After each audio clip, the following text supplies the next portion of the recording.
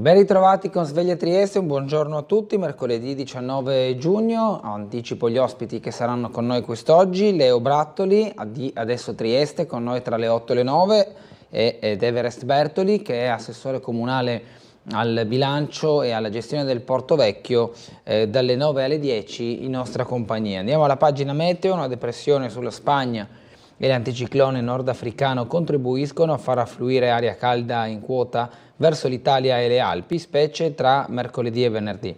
Da venerdì sera aria più fresca in quota proveniente da ovest potrà innescare temporali sul Triveneto. Per oggi, mercoledì 19 giugno, cielo sereno, caldo afoso in pianura di pomeriggio, venti di brezza, zero termico oltre i 4.500 metri e temperature eccezionalmente alte oltre i 2.000 metri di quota.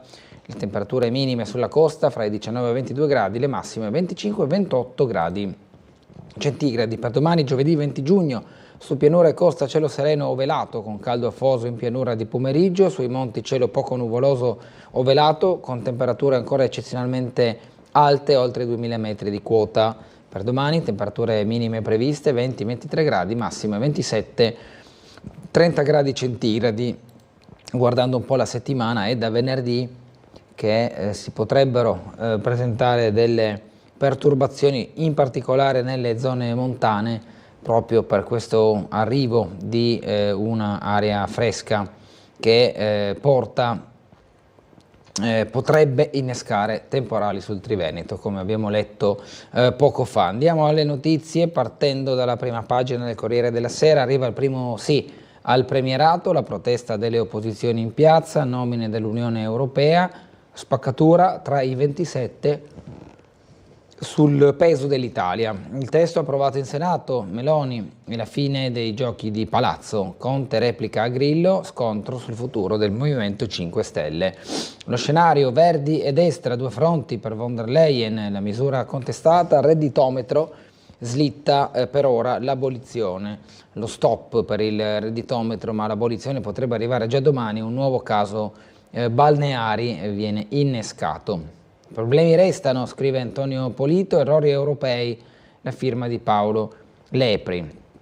Andiamo ai campioni. Lei si allena allo Stelvio dopo l'infortunio, lui prepara le Olimpiadi. Goggia sugli sci dopo 4 mesi, avanti così servirà tempo. Jacobs torna a volare, 9,92, solo l'inizio, ora i giochi. I due atleti, Sofia Goggia e Marcel Jacobs, che sono inquadrati nella foto centrale del Corriere della Sera. Ancora sport europei, il Portogallo di Ronaldo ieri ha vinto l'ultimo secondo contro una coreacea Repubblica Ceca che ha mantenuto la difesa fino all'ultimo. Poi è stato Francisco Conceição a segnare il gol che ha consegnato al Portogallo la vittoria, come detto 2-1 ieri. Ormai erano praticamente gli sgoccioli degli incontri le due squadre. Il nuovo entrato, figlio d'arte di Sergio Conceição, vecchio ricordo dei tifosi laziali dello scudetto 99-2000, il figlio Francisco è entrato e ha segnato nel giro di qualche minuto proprio del suo ingresso in campo. Addio alla star francese Anouk Aimé, volto della Nouvelle Vogue. Mattarella da Mosca, una tempesta di fake news, l'allarme del Colle, con le parole del Presidente della Repubblica. Parigi, cronaca, il movente dei cellulari, stuprata a 12 anni da 3 adolescenti, antisemitismo. I 3 adolescenti fermati dalla procura di Nanterre in Francia avrebbero ammesso di averla punita perché aveva taciuto di essere di origine ebraica e aveva osato parlare male della Palestina.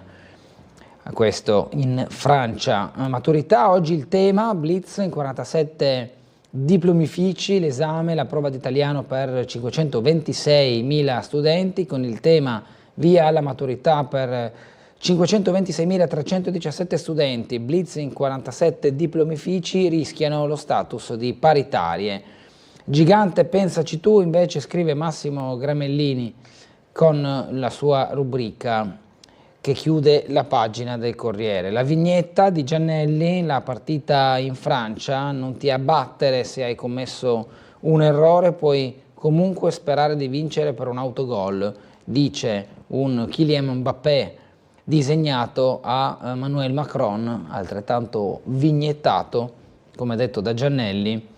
Da un lato le parole di Mbappé guardano allo sport, puoi vincere anche per un autogol, dall'altro, come ha fatto la Francia, dall'altro invece Emmanuel Macron che attende queste elezioni, che ha indetto subito dopo il voto europeo anche per pesare quella che è la maggioranza in Francia, visto che le indicazioni dall'Europa sono state piuttosto nette nel paese d'Oltralpe. Andiamo al piccolo. Confini riaperti nel 2025, al trilaterale di Gorizia arriva l'auspicio di Piantedosi, ma già si lavora alle pattuglie miste.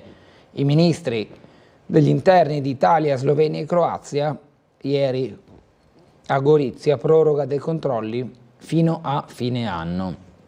Primo via libera al premierato, il centrodestra canta vittoria, l'opposizione scende in piazza, Conte serve il dialogo con il Partito Democratico. Migranti a Campo Sacro, iniziati i lavori all'ostello, il cicalare dell'estate è interrotto dal rumore dei tagliaerba, abbracciati dagli operai che ieri mattina lavoravano il terreno dell'ex ostello scout di Campo Sacro, si preparano a rifare le fognature, ipotizza una residente ferma al cancello che non è possibile attraversare senza autorizzazioni. Il silos verrà sgomberato entro la fine della settimana e i profughi che continueranno ad arrivare verranno temporaneamente sistemati all'ex ostello scout. La statua di Sissi recintata per prevenire gli atti vandalici, la protezione sistemata in Piazza della Libertà. Poi test sulle mucillagini, l'OGS mai così abbondanti dal 2007. Dai campionamenti effettuati confermiamo che si tratta di mucillagini, un fenomeno così massiccio non si vedeva dal 2006-2007. A riferirlo è Paola Del Negro, direttore generale dell'OGS, a conclusione dei monitoraggi realizzati ieri mattina. Cronaca, 2 anziani dispersi, decine di soccorritori tra Carso e periferia, con la ricerca di entrambi gli scomparsi. In fuga dall'Eurospar con 1.400 euro di spesa, Triestino condannato, pagina 22, Giampaolo Sarti racconta questo episodio. Il PIL che genera Taylor Swift sono di quelle notizie destinate a uscire dalla cronaca per approdare alla storia, perché raccontano un'epoca più di una pila di saggi. Udite, udite, forse la Banca d'Inghilterra rinvierà di un mese il previsto taglio dei tassi di interesse per colpa o per merito, dipende dai punti di vista di Taylor Swift. A pagina 31 Mattioli che delinea questo suo modo di spostare gli equilibri economici, quello di Taylor Swift. Andiamo ai confini, ma con il trilaterale di ieri di Gorizia, nuove pattuglie miste, piano Piantedosi dal 2025, frontiere aperte ma con controlli congiunti, intesa tra i ministri dell'interno d'Italia, Slovenia e Croazia sul modello operativo che si vuol far scattare del prossimo anno. Intanto i presidi fissi resteranno almeno fino al 18 dicembre, per l'estate impegno condiviso per evitare le code dei vacanzieri. Il bilancio dei primi 8 mesi di servizi in Friuli Venezia Giulia, 1.800 respingimenti e 90 arresti di passeur. Federica dice le misure stanno funzionando. Parla anche il presidente della regione ieri presente in questo incontro. Dal Viminale via libera, organici rafforzati per la sicurezza degli eventi, Go 2025, l'esame del Dicastero anche la richiesta di maggiori risorse per la polizia giudiziaria avanzata dal procuratore De Bortoli. Strette di mano e foto davanti al mosaico, simbolo delle città gemelle, sosta alla Transalpina, poi visita a Caporetto. Ancora su questo incontro, un onore e un privilegio ospitare questo confronto e la prova dell'attenzione del governo, ha commentato il prefetto di Gorizia, piena conoscenza del territorio e grande disponibilità ad assecondarne le necessità. Il giudizio di Rodolfo Ziberna, sindaco di Gorizia. E ieri proprio a corredo di questo incontro è stato un momento utile per poter parlare col ministro Piantedosi anche della situazione del Silos e quindi il riepilogo di quanto è emerso ieri riguardo Trieste e riguardo il Silos nel servizio. Tutta è un'operazione che non avverrà in maniera, capisco la curiosità, ma non è che sarà un blitz, no, di liberazione del sito, verrà Nei termini in cui gliel'ho detto, insomma, sarà un'operazione concordata che probabilmente avrà anche una fase di realizzazione prolungata, nel senso che non è che si realizzerà con un'operazione istantanea, ripeto, si proporranno a delle persone anche sistemazioni alternative, questo richiederà anche probabilmente un po' di tempo. Se fra adesso e venerdì ogni momento è buono per l'operazione di chiusura del silos, il ministro dell'Interno Matteo Piantedosi ha avvertito non sarà un blitz, anzi probabilmente lo sgombero non avverrà in un'unica giornata. Ecco cosa è emerso per quanto concerne la situazione di Trieste dopo il doppio appuntamento in prefettura a Gorizia, che ha visto la riunione del Comitato per l'Ordine e la Sicurezza Pubblica alla presenza del governatore Fedriga, del prefetto Ricciardi, del sindaco Rodolfo Ziberna e del ministro Piantedosi, e il vertice trilaterale fra i ministri dell'Interno di Italia, Slovenia e Croazia. C'è un piano di sistemazione in altri centri di accoglienza, non solo della regione, credo no, che stiamo lavorando anche ad una disponibilità, come sempre avvenuto nell'alleggerimento della pressione migratoria anche in alcuni momenti molto importanti che c'erano stati nei mesi scorsi, nel trasferimento anche in altre regioni delle persone che in generale presenziavano a Trieste, in Friuli Venezia Giulia, lo faremo anche per le persone che sono nel sito. Stiamo immaginando la realizzazione di strutture compensative, diciamo, sul lungo periodo, ne abbiamo discusso anche col Presidente della Regione. In medio tempo c'è le persone che verranno trovate, quindi sarà offerta una soluzione. Poi focus su gestione rotta balcanica e rinforzi di polizia. Dalla sospensione di Schengen, ottobre 2023, sono stati respinti 1.800 migranti irregolari che tentavano di entrare nel paese tramite i confini giuliani. 190 persone sono state arrestate, di cui oltre 90 per il reato di favoreggiamento dell'immigrazione clandestina. I dati raccontano che dal rafforzamento dei controlli ai confini è diminuito sostanzialmente il flusso di persone in ingresso in Italia. Infine, in vista dell'estate, è stato confermato l'arrivo di 100 agenti delle forze dell'ordine per presidiare sia le zone confinarie che le aree turistiche del Friuli Venezia Giulia.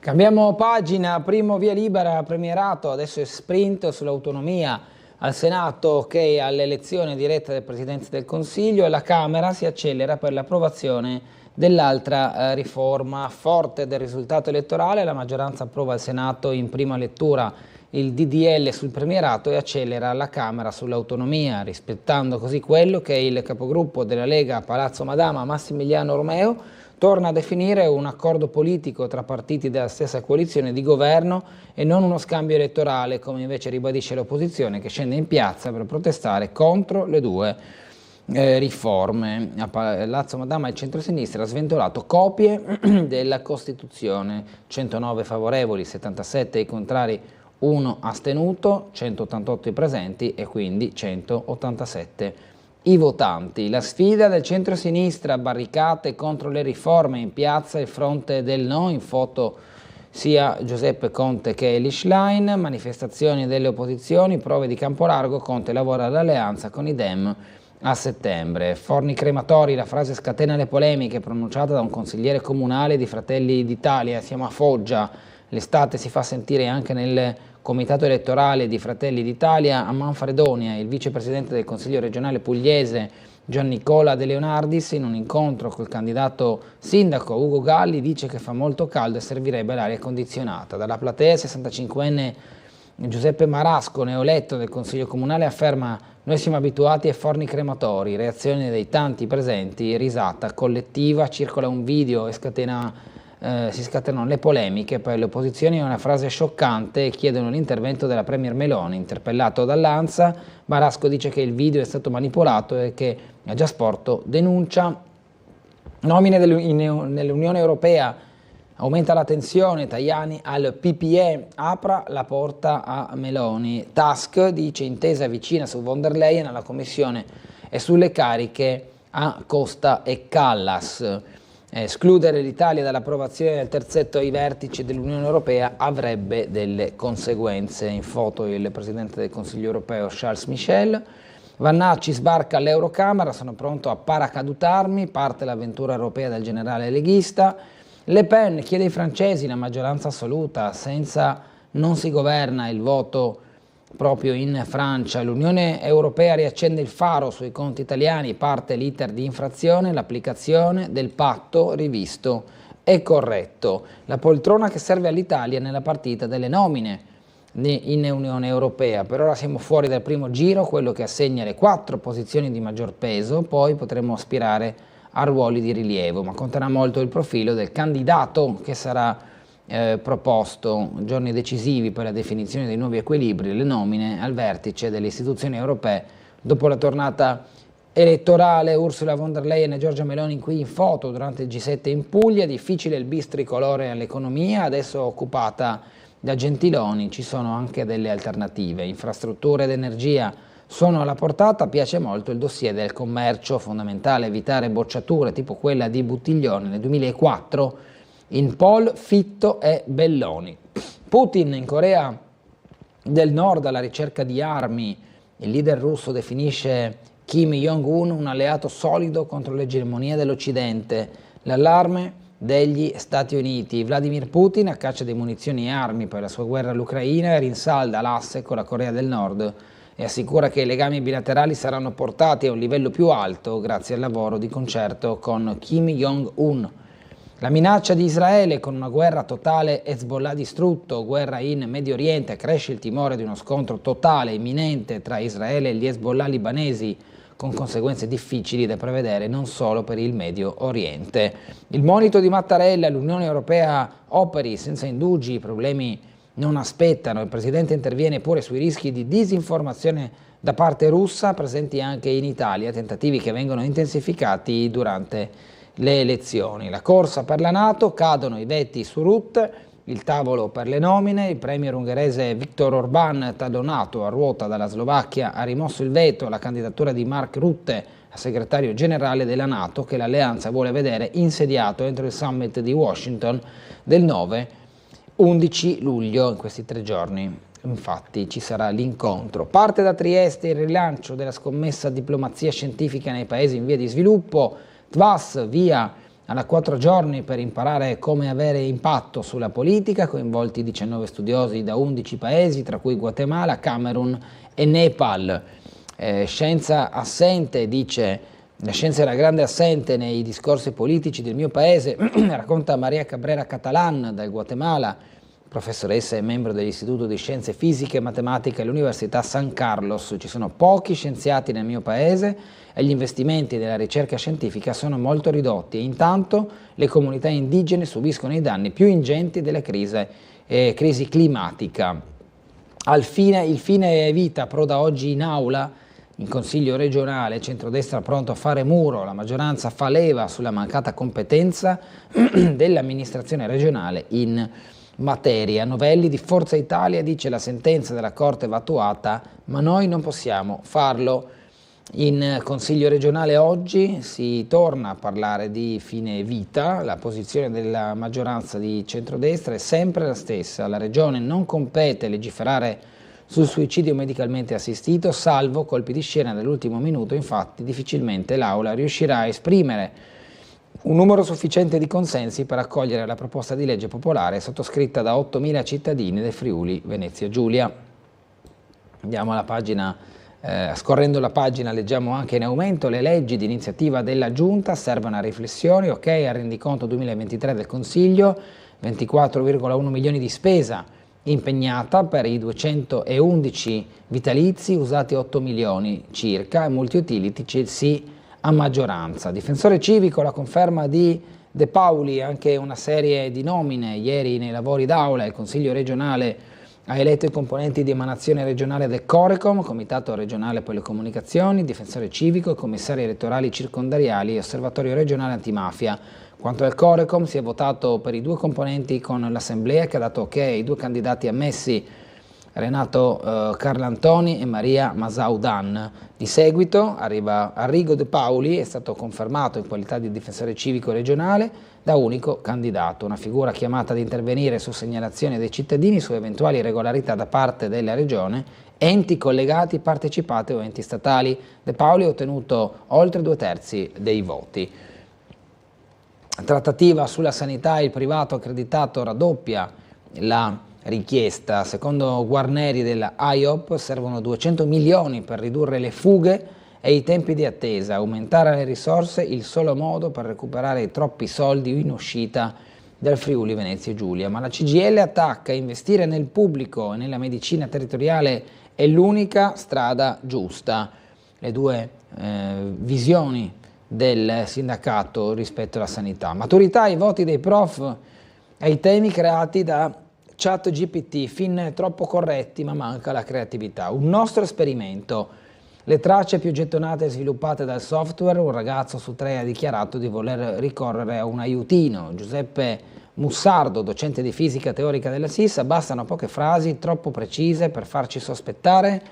Questo è il quesito che si pone. Esami al via proprio questa mattina, prima prova scritta per 526.000 ragazzi. Gli auguri del Premier Meloni, dimostrerete il vostro valore, ha detto agli studenti. Le mafie puntano sulla corruzione ma meno violente. Nella relazione emergono dati assai significativi, crescono le intimidazioni ai sindaci e agli amministratori locali e aumenta l'interesse per i fondi del PNRR.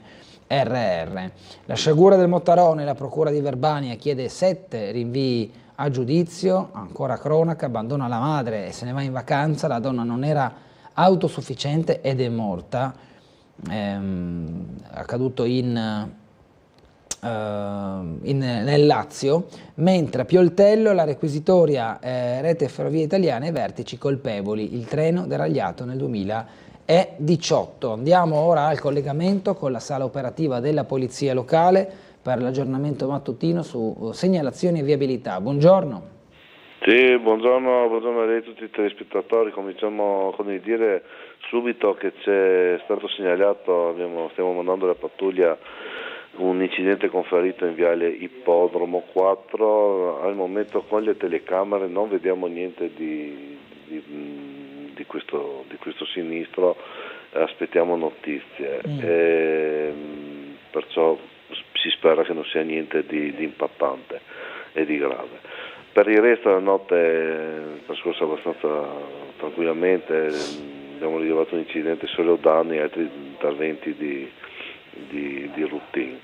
Per il resto ricordo alle 10 c'è il giuramento delle reclute della Polizia di Stato in via Damiano Chiesa, ci potrebbero essere degli incollionamenti, dei rallentamenti in zona San Giovanni, ricordo. E abbiamo come sempre in nota i lavori sulla galleria Carso che è chiusa in direzione Trieste sul raccordo autostradale 13, perciò con ripercussioni sul bivio ad H, e l'asfaltatura delle rampe del GVT all'altezza di Campilisi e via Fiamme Gialle. Le rampe d'ingresso in GVT bisogna proseguire, provenendo dalle rive, bisogna proseguire fino a via Svevo per imboccare la grande viabilità triestina. Primo pomeriggio alle 13 è previsto un presidio in piazza Oberdan davanti al Palazzo della Regione, potrebbe andare a intersecare le direttrici di veicoli, eventualmente se sarà il caso chiuderemo questa zona, ma non è detto. Per il momento, per il resto non abbiamo altre cose, da quanto posso vedere dalle telecamere il resto della città è tranquillo, vi restituirei la linea. Grazie commissario De Grassi, una buona giornata e un buon lavoro. Parimenti a tutti voi. Ancora dal piccolo il saluto del procuratore da Sofri all'Europa, 43 anni di passione nella magistratura, Antonio De Nicolo. Da ieri è in pensione, ha guidato gli uffici di Udine e Trieste. I giovani oggi sono più attenti alle statistiche che a gettarsi nelle indagini, ha detto nella lunga intervista che ha rilasciato al piccolo. Continue riforme burocratizzano il nostro lavoro e l'opinione pubblica non vede più in noi i regolatori dei conflitti. Qui la criminalità è rappresentata da spaccio di droga, furti e codici rossi, ma la vera emergenza sono i migranti, ha detto De Nicolo. La relazione della DIA, interessi mafiosi sull'economia della regione, sono state le attività investigative pregresse ad accertarlo. Il Friuli Venezia Giulia ha conosciuto nel tempo la presenza e l'operatività di persone riconducibili all''ndrangheta, Cosa Nostra, camorra e criminalità pugliese, e sebbene non siano state riscontrate in regione strutture radicate, gli spazi di manovra per eventuali tentativi di insediamento sarebbero conseguenza della sua peculiare posizione geografica protesa verso i Balcani. Questo lo dice la Direzione Investigativa Antimafia nella relazione al Ministero degli Interni sull'attività del primo semestre del 2023. Guardia costiera, anche la moto d'acqua per Mare Sicuro 2024, tranquillità e rispetto delle regole da Muggia A Lignano 14 le unità navali attive per l'estate fino al 15 settembre. A Monfalcone un servizio aggiuntivo H24, a Grado anche un mezzo Bravo 174. Anche quest'anno riparte l'operazione della Guardia Costiera Mare Sicuro, che di fatti parte con la stagione estiva e si chiude verso settembre. Economia, banchina elettrica, via libera europeo agli aiuti di Stato nei porti italiani, taglio da 570 milioni alla bolletta degli operatori navali. A Trieste e Monfalcone 31 milioni per il cold ironing. La Commissione europea ha approvato il regime italiano da 570 milioni di euro di aiuti di Stato per incentivare le navi a utilizzare l'elettricità erogata da reti elettriche terrestri quando sono ormeggiate nei porti marittimi. L'aiuto assume la forma di una riduzione fino al 100% dei cosiddetti oneri generali di sistema. Questi oneri sono inclusi nel prezzo dell'energia elettrica per finanziare determinati obiettivi di politica pubblica, tra cui le energie rinnovabili. Gli aiuti di Bruxelles in arrivo per l'intero sistema puntano a ridurre le emissioni di gas a effetto serra e l'inquinamento atmosferico e acustico, conformemente agli obiettivi del Green Deal europeo, che è stato scritto già diversi anni fa. Il nuovo corso Benetton, la famiglia fuori dal CDA, nell'assemblea ha iniziato il nuovo corso di Benetton Group, dove per la prima volta dal 1965 non compare più nessun membro della famiglia stessa. Il board di Fincantieri affida al CEO Folgero le deleghe di Graziano dopo la scomparsa del generale Fincantieri.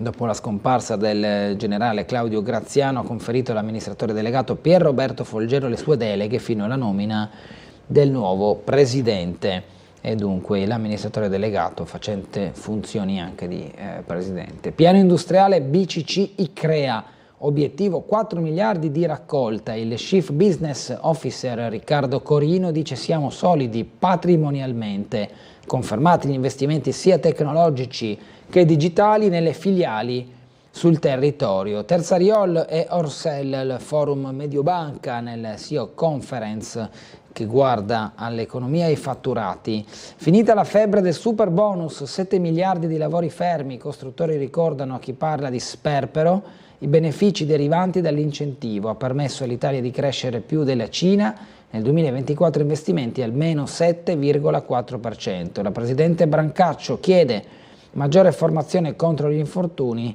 durante l'assemblea dell'ANCE. I numeri del super bonus, i dati in euro al 30 aprile di quest'anno: 122,643 miliardi gli oneri per lo Stato, 117,588 miliardi gli investimenti ammessi a detrazione, asservazioni depositate 495.469, 112 miliardi erotti investimenti per i lavori conclusi, il 95,3% del totale.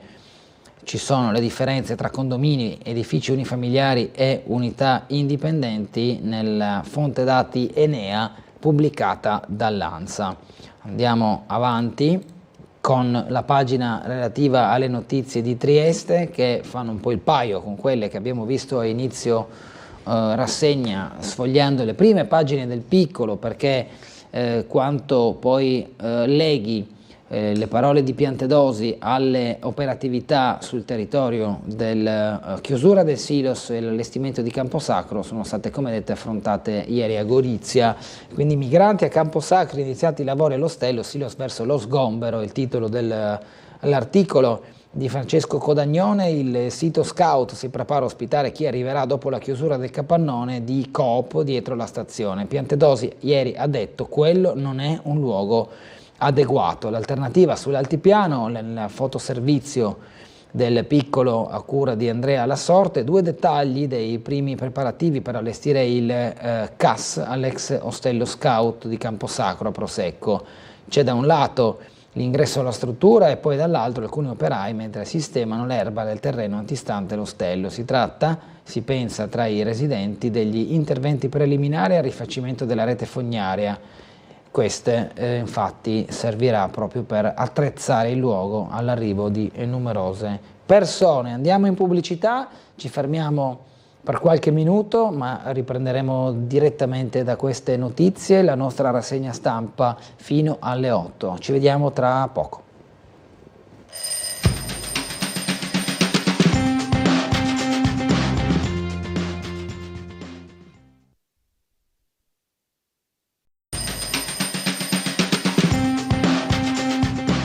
In diretta con Sveglia Trieste, ci eravamo salutati prima della pubblicità con questa pagina del Piccolo, ovvero la prima della sezione di Trieste, migranti a Camposacro, iniziati i lavori all'ostello Silos verso lo sgombero. Prosecco non è una soluzione, moltiplicherà i problemi.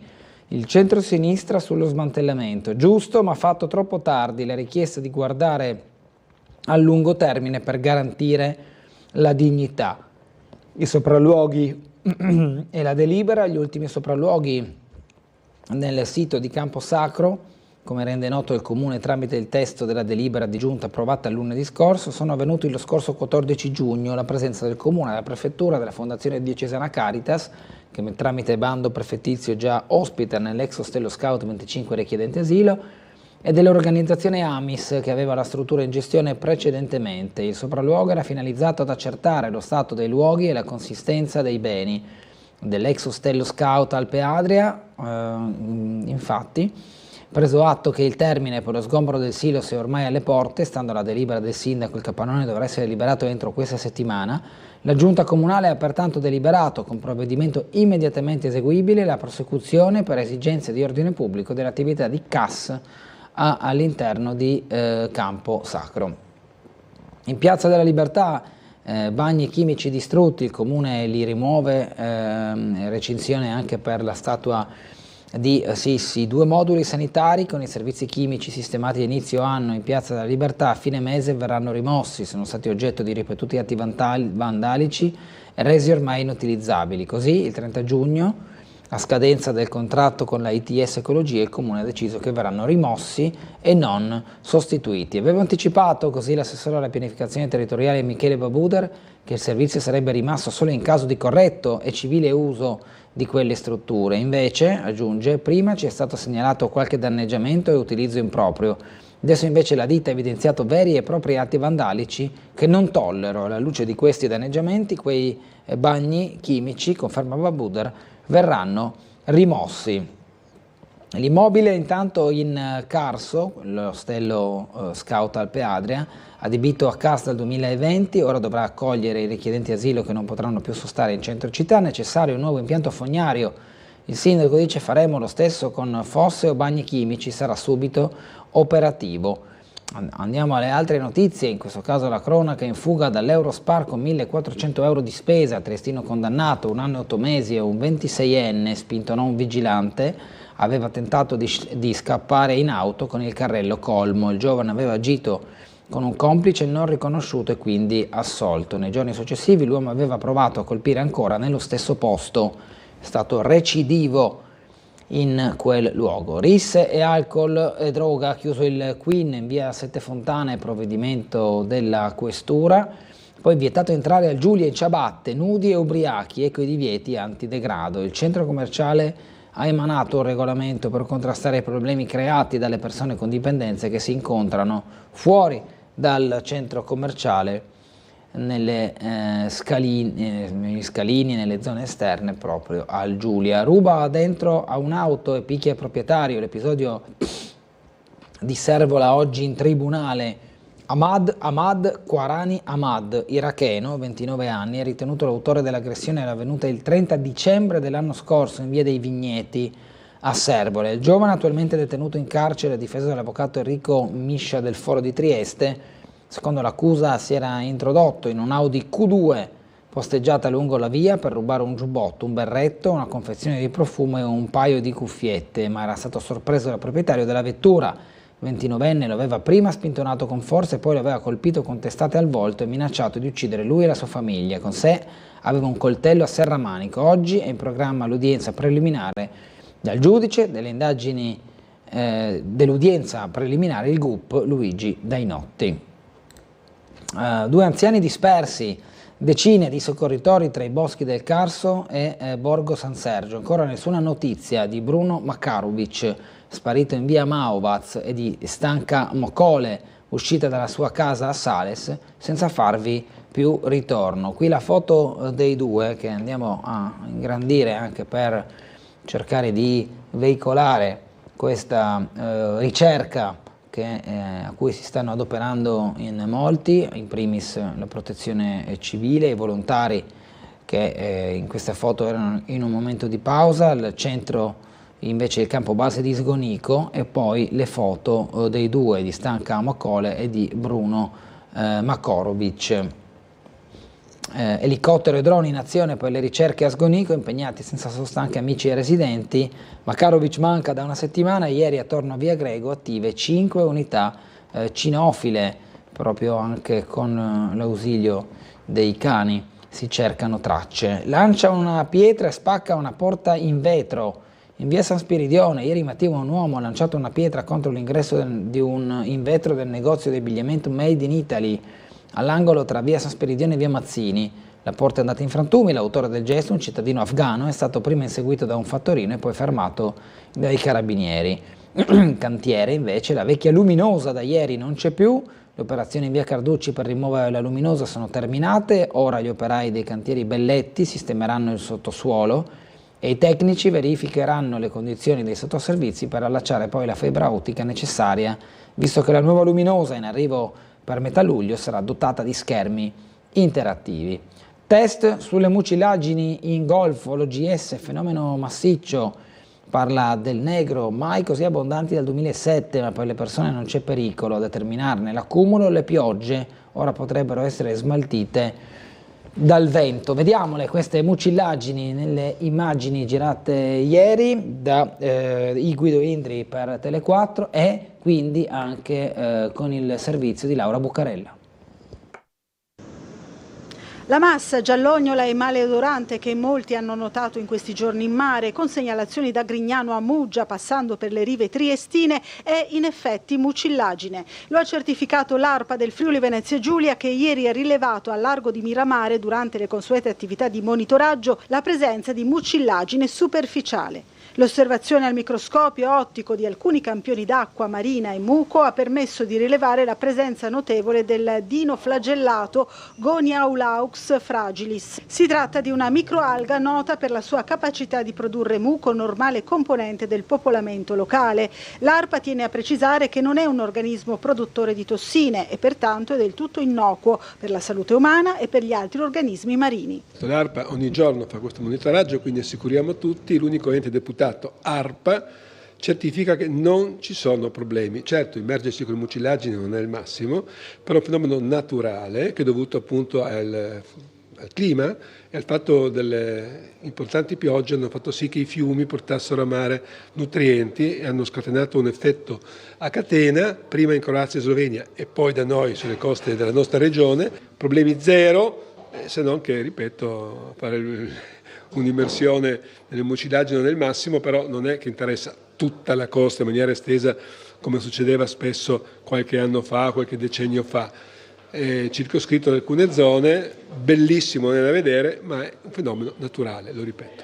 Nei prossimi giorni verranno effettuati ulteriori controlli per seguire l'andamento del fenomeno. Nella stessa pagina leggiamo la mozione approvata all'unanimità in quarta circoscrizione, sì ai mangimi per sterilizzare i piccioni. Sul Colle di San Giusto avanza la riqualificazione, cambia anche la viabilità, l'intervento del comune con l'opera di riqualificazione e valorizzazione ed è uno dei siti più attrattivi della città, dopo gli interventi sull'alberatura del piazzale di Colle di San Giusto, ai quali hanno fatto seguito quelli relativi all'adiacente Parco della Rimembranza. Ieri ha preso il via la fase di rilievo geometrico di precisione con l'obiettivo di realizzare un progetto esecutivo attraverso il quale eseguire alcune modifiche sulla viabilità attorno alla cattedrale di San Giusto e per realizzare questi rilievi erano presenti degli studenti dell'Istituto Sansovino di Oderzo con i rispettivi professori e vediamo allora l'opera di rilievo di questi ragazzi. Dopo i primi interventi sulle alberature del piazzale del Colle di San Giusto, seguiti a quelli del Parco della Rimembranza, oggi ha preso il via la fase di rilievo che porterà poi alla realizzazione di un progetto esecutivo con alcune modifiche sul profilo della mobilità e degli aspetti architettonici e culturali del sito. A occuparsi di queste attività oggi rappresenta un gruppo di studenti dell'Istituto Sansovino di Oderzo, accompagnati dai docenti e sotto il coordinamento dei tecnici del Comune di Trieste e della Soprintendenza. Continuano adesso, grazie all'impegno del Servizio Strade, le opere progettuali volte alla redazione di un progetto esecutivo che cambierà e valorizzerà anche quelli che sono gli aspetti della mobilità, oltre che gli aspetti e gli elementi architettonici e culturali del sito. Oggi abbiamo avuto anche il piacere e il supporto fondamentale di un istituto tecnico con la collaborazione dei ragazzi, l'Istituto Tecnico Sansovino di Oderzo. I ragazzi erano impegnati in rilievi geometrici di precisione dell'area interessata con la strumentazione laser scanner Leica RTK 360. Stanno rilevando l'intero complesso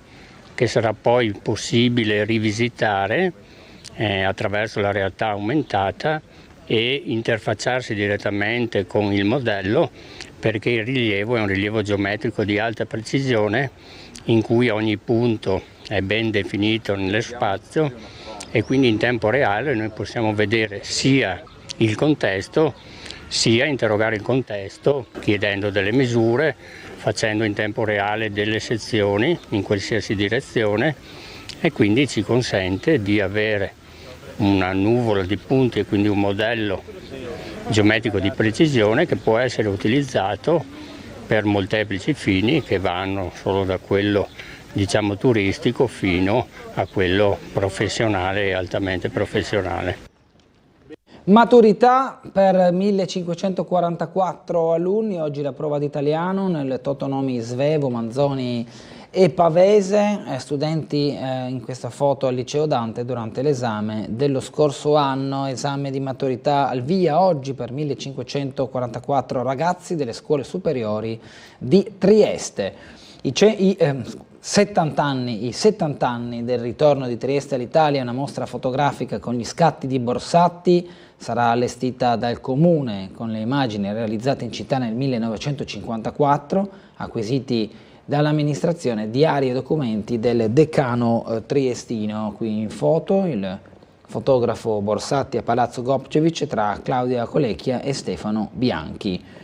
Superiamo la pubblicità per andare nelle notizie della provincia. Da San Rocco a Punta Sottile, a Muggia tariffe invariate, niente ritocchi ai prezzi per lettini e ombrelloni. Al Bagno Gabriele si lavora a pieno ritmo per terminare il ripristino dopo la mareggiata e aprire a fine mese. Diversi pacchetti per chi vuole godersi il mare durante tutta la settimana. Un concerto al tramonto per Punta Olmi venerdì 21 giugno alle 20 sul Molo AT. Il comitato Proteggiamo Punta Olmi organizza un concerto al tramonto proprio per Punta Olmi. Crovatin presenta la squadra a Sgonico, età media di 43 anni. La giunta è fatta e sarà giovanissima, età media dei 4 componenti 43 anni. Sgonico è il primo dei 3 comuni dell'ex provincia di Trieste nei quali si è votato 10 giorni fa.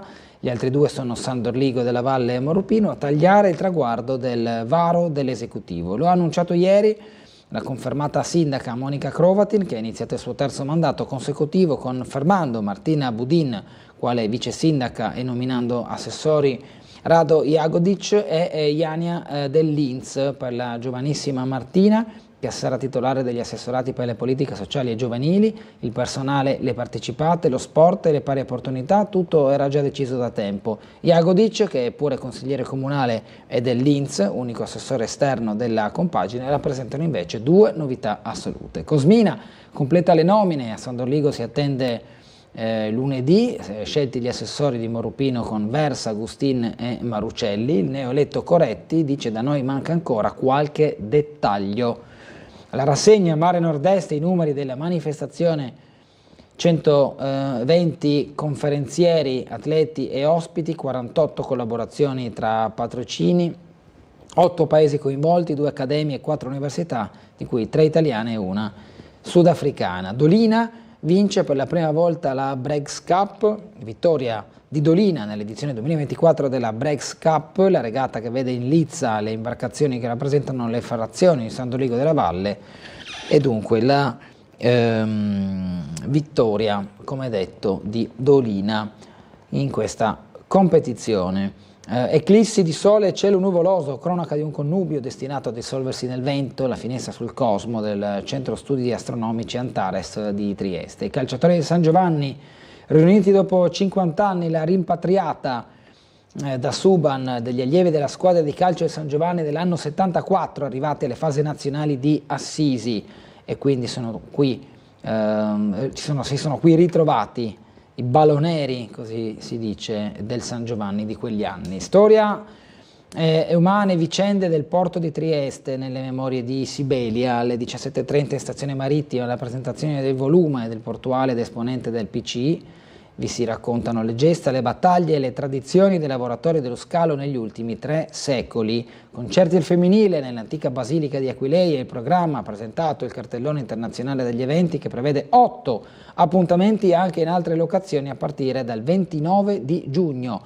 Musica, ecco l'effetto Taylor Swift, come il tour della cantante incide sull'economia globale. Il tour britannico della pop star potrebbe far slittare un taglio dei tassi di interesse da parte della Bank of England, scrive Alberto Mattioli, con la figura di Taylor Swift che diventa importante anche per l'economia. Stand Up Contest Night, la seconda edizione, assieme a Mercù e Mitri, alle 21:15 a Trieste. Torna il Festival Aveninchi e raddoppia il cartellone, la rassegna il via sabato con spettacoli nei dialetti del Triveneto e dell'Istria. Sebastiano Somma legge le lettere d'amore triestine di Ludwig van Beethoven alle 20:30, l'appuntamento poi Donne in arancione, arte contro la violenza, grazie al Sor Optimist. Andiamo alla pagina sportiva. Pecile, Trieste, la pazienza paga, un orgoglio rivedere il Red Wall, doppia gioia in pochi giorni per Andrea, da tifoso la promozione biancorossa e da giocatore successo nella Coppa Italia Gold Wisp a Rimini con 20 punti. Qui racconta lo stesso Andrea Pecile. A Re di Puglia, Colmani, più bello è la serata di Jordan con il tributo. Le triple dei campionati regionali diventano oltre 15.000 euro a supporto di Fede Franceschin nel Gran Galà del basket del Friuli Venezia Giulia. Consegnato l'assegno nell'ambito di Stoppiamo insieme la SLA, premiate tutte le formazioni che si sono imposte nei tornei territoriali, l'appuntamento che mescola sport a solidarietà triestina. Primo ritrovo l'8 luglio, tra le priorità il portiere e gli esterni, stilato il programma per la ripresa della stagione, si comincia con quasi una settimana di lavoro al Grezzar, dal 14 a Ravascletto, tra gli obiettivi di mercato un terzino sinistro, si cerca dunque un rinforzo per la zona della difesa, dove hanno operato Anzolin e Petrasso a intervallo durante il campionato. Pianeta NBA, 18 volte Celtics nel segno del collettivo, nessuno è come loro, con i Boston Celtics che alzano il trofeo del basket statunitense. Sinner, prima vittoria da numero 1, Musetti, Arnaldi, ok al Queens, e poi Jacobs 9,92 nei 100 metri a Turco, anche Ali chiude sotto i 10 per l'atletica che in pratica va a presentarsi al meglio per le Olimpiadi che cominceranno tra poco. Coraggio e intensità, andiamo ad Euro 2024, questa è la ricetta di Spalletti per cercare di colpire la Spagna. Cristante, possibile novità al posto di Pellegrini o di Frattesi. Buongiorno dice c'è una pressione positiva che ci spinge a dare il massimo. Raspadori, sono ambizioso, voglio il mio spazio, il CT è sempre lui.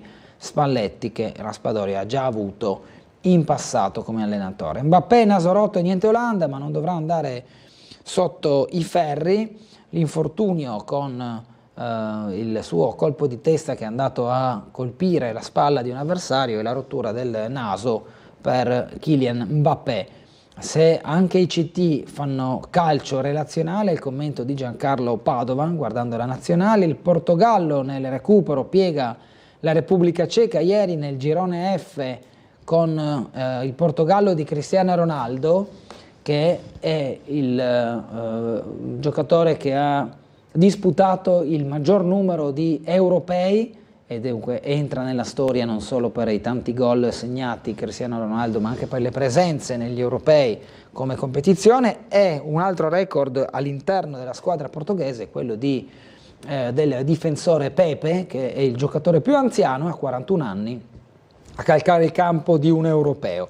Ha vinto ieri il Portogallo con il gol di Francisco Conceição, che è arrivato nei minuti finali, una vittoria che va in qualche modo a premiare il pressing e la ricerca continua del gol da parte del Portogallo, ma va fatto un applauso alla Repubblica Ceca, che ha dimostrato solidità nel corso di tutta la gara, salvo poi cedere a una sbavatura difensiva e il gol del definitivo vantaggio portoghese. Rischio di attacco islamista come quello di marzo a Mosca, l'allarme dalla Germania riguardo alle partite dell'Europeo anche sotto il profilo della sicurezza. La Turchia regala a Montella la vittoria per il compleanno, 3-1 contro la Georgia di Kvaratskhelia.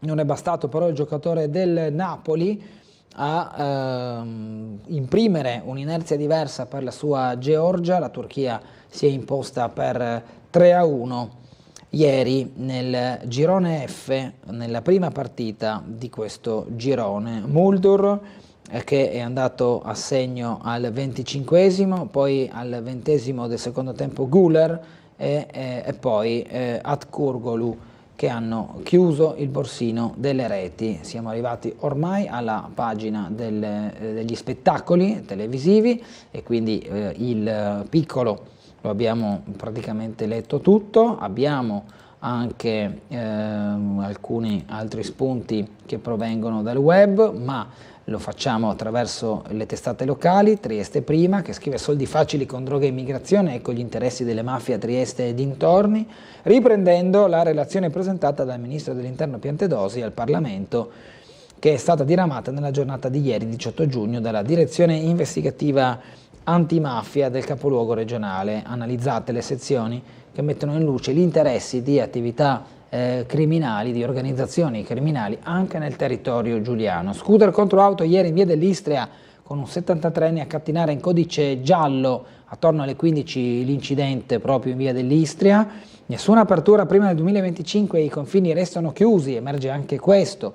È emerso anche questo ieri nel trilaterale a Gorizia con Schengen, che si spera da parte dei presenti ieri possa essere ripristinato a pieno titolo con il prossimo anno. Locali storici, al via la seconda parte del progetto della Confcommercio. Nel pomeriggio c'è stata questa presentazione nella sede della Confcommercio proprio per la valorizzazione ma anche la salvaguardia dei locali storici. C'era per noi Umberto Bosazzi.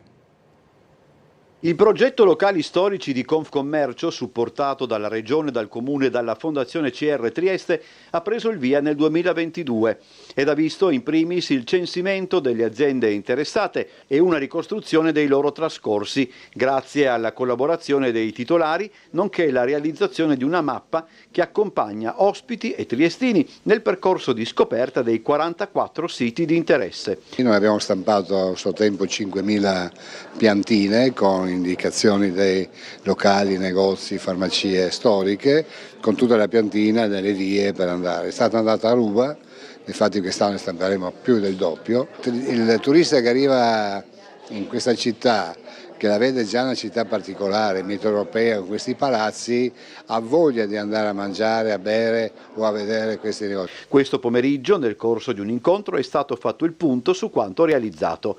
Ora il progetto è pronto per una seconda fase. Si sta ad esempio valutando la creazione di un nuovo logo, l'aggiornamento e la ristampa bilingue della mappa in inglese e tedesco e la definizione di un QR code da distribuire a tutte le aziende aderenti all'iniziativa, grazie al quale si potrà accedere ad ulteriori materiali. Nelle intenzioni di Confcommercio e del Comune non è secondaria l'idea di salvaguardare quel commercio di prossimità, spesso vittima di un progresso che tale forse non è neppure sulla carta. Forse più degli altri i locali storici subiscono un po' quello che è il cambiamento dell'utenza, anche in considerazione dei prodotti o comunque delle loro caratteristiche, ma ovviamente questo è anche un punto di forza.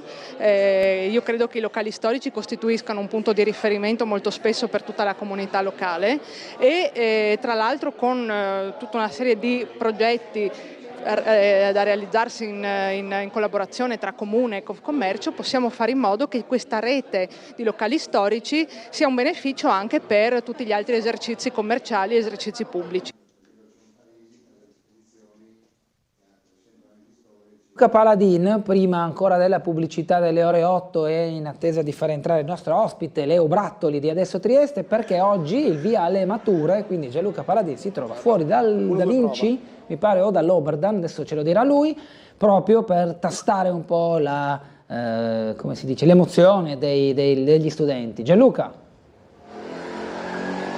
Sì, adesso leggo Da Vinci, Bernardo, grazie, sì, esatto, al via il test di maturità, si parte con la prova di italiano per 1544 studenti a Trieste e grazie Bernardo per avermelo detto, mentre invece, questo l'ho scoperto da solo, sono 9484, insomma più di 9000 gli studenti in tutta la regione che partecipano agli esami di maturità, quindi vedete si stanno preparando per entrare, la prima prova dovrebbe scattare alle ore 8:30 quindi poi entreranno. Noi adesso andiamo a sentire magari qualche parere di queste persone che giustamente anche un po' se la stanno magari facendo sotto, ma magari no. Ragazzi, buongiorno, ciao, buongiorno. Si inizia l'esame di maturità, finalmente insomma, siete contenti perché si chiude anche un capitolo importante della vostra vita, della vostra carriera, no? Sì, cioè, speriamo che vada bene, ma la tengo io, tieni tu. No, non ho preoccupazioni, anzi è una roba che aspettavo tutta la vita, soprattutto nel mio caso, che sono stato bocciato più volte, quindi non ho ansia, tranquillità, come andrà. Bene, insomma cosa ti aspetti? Che traccia ti aspetti? Io spero l'intelligenza artificiale perché tra Instagram e TikTok capitava molto quella traccia e quindi mi sono preparato principalmente su quella. Spero sull'intelligenza artificiale. Allora buona fortuna e in bocca al lupo e buon lavoro. Grazie mille, viva il lupo. Ciao. Ragazzi, allora cosa si prova in questo momento particolare? No paura, no stress, l'importante è andare là tranquilli e speriamo in un buon risultato. Ecco. Va bene, hai delle preferenze sulle tracce? Ma spero che mi esca un bel poeta, così faccio il mio, ecco. Va bene, ti lascio entrare perché vedo che fra poco è il momento, allora buon lavoro. Grazie mille. Ciao ragazzi, buona fortuna. Ciao. Vedete, quindi insomma Bernardo si inizia con questa prova, magari sentiremo anche nel corso della giornata chiaramente le impressioni degli studenti all'uscita ovviamente certo. Dal plesso scolastico, quindi perché insomma sono tanti i ragazzi triestini in tutta la regione ragazzi e ragazze che ovviamente stanno per superare un esame importante e ovviamente anche un ostacolo della vita di quelli classici che tutti quanti viviamo. Tu Gianluca Valenta probabilmente cos'è l'anno scorso praticamente, no? Parlo con l'operatore ovviamente a beneficio dei telespettatori che è molto giovane, bravo Gianluca. Bene Bernardo, noi ci spostiamo e daremo un altro contributo da un'altra zona della città, a fra poco. Bene, grazie, pubblicità, ci rivediamo anche noi tra poco, come detto saremo assieme a Leo Brattoli di Adesso Trieste.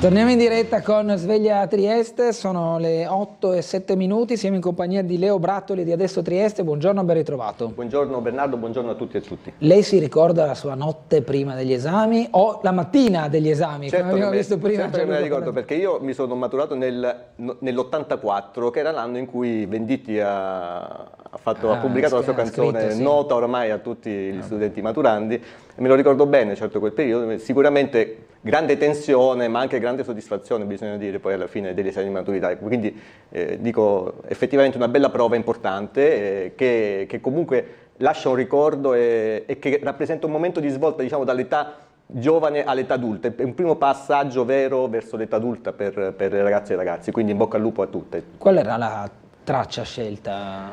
Quella volta tra le varie tracce ricordo quella che poi ho svolto io riguardava la questione meridionale, quindi un tema storico di una certa rilevanza anche sociale importante, una traccia impegnativa sicuramente. Quello che ricordo è che effettivamente diciamo dato che il tema era molto diciamo, il tema era molto vasto, la grande difficoltà poi alla fine della scelta di maneggiare tutta quella materia così difficile, però insomma fu anche quella una bella prova e il tema sicuramente era molto interessante. Poi c'erano i temi di letteratura classici, che però di solito i temi di letteratura, specialmente in quel caso se non ricordo male, riguardava poeti dell'ermetismo, quella mi ricordo la sceglievano in pochi, perché poi spesso si finisce anche alla fine del percorso di studi a non affrontare bene diciamo quella che è la letteratura del Novecento, quella parte là, quindi si finisce che magari in pochi poi la scelgano per questo motivo, almeno all'epoca era così. Bene, quindi in bocca al lupo a tutti gli studenti che tra poco si impegneranno nella prima prova della maturità, poi andranno avanti nei prossimi giorni con gli indirizzi specifici dei vari istituti. Allora abbiamo già una telefonata, poi apriamo gli argomenti. Brattoli, che sono diversi in città, buongiorno.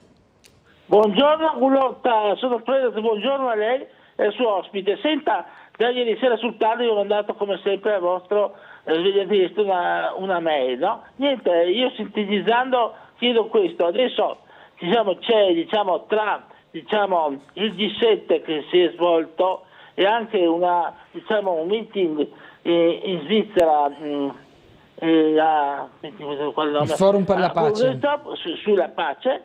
C'è questa proposta di Putin per la pace, che naturalmente non convince perché chiede regioni dell'Ucraina che non ancora è riuscito a conquistare, e poi sintetizzando al massimo dico questo Putin potrebbe essere tutto pericoloso, oltre più di questo, sintetizzando al massimo. Come sempre chiedo a voi qualcosa, un commento se vi interessa. Bene Prelas, grazie.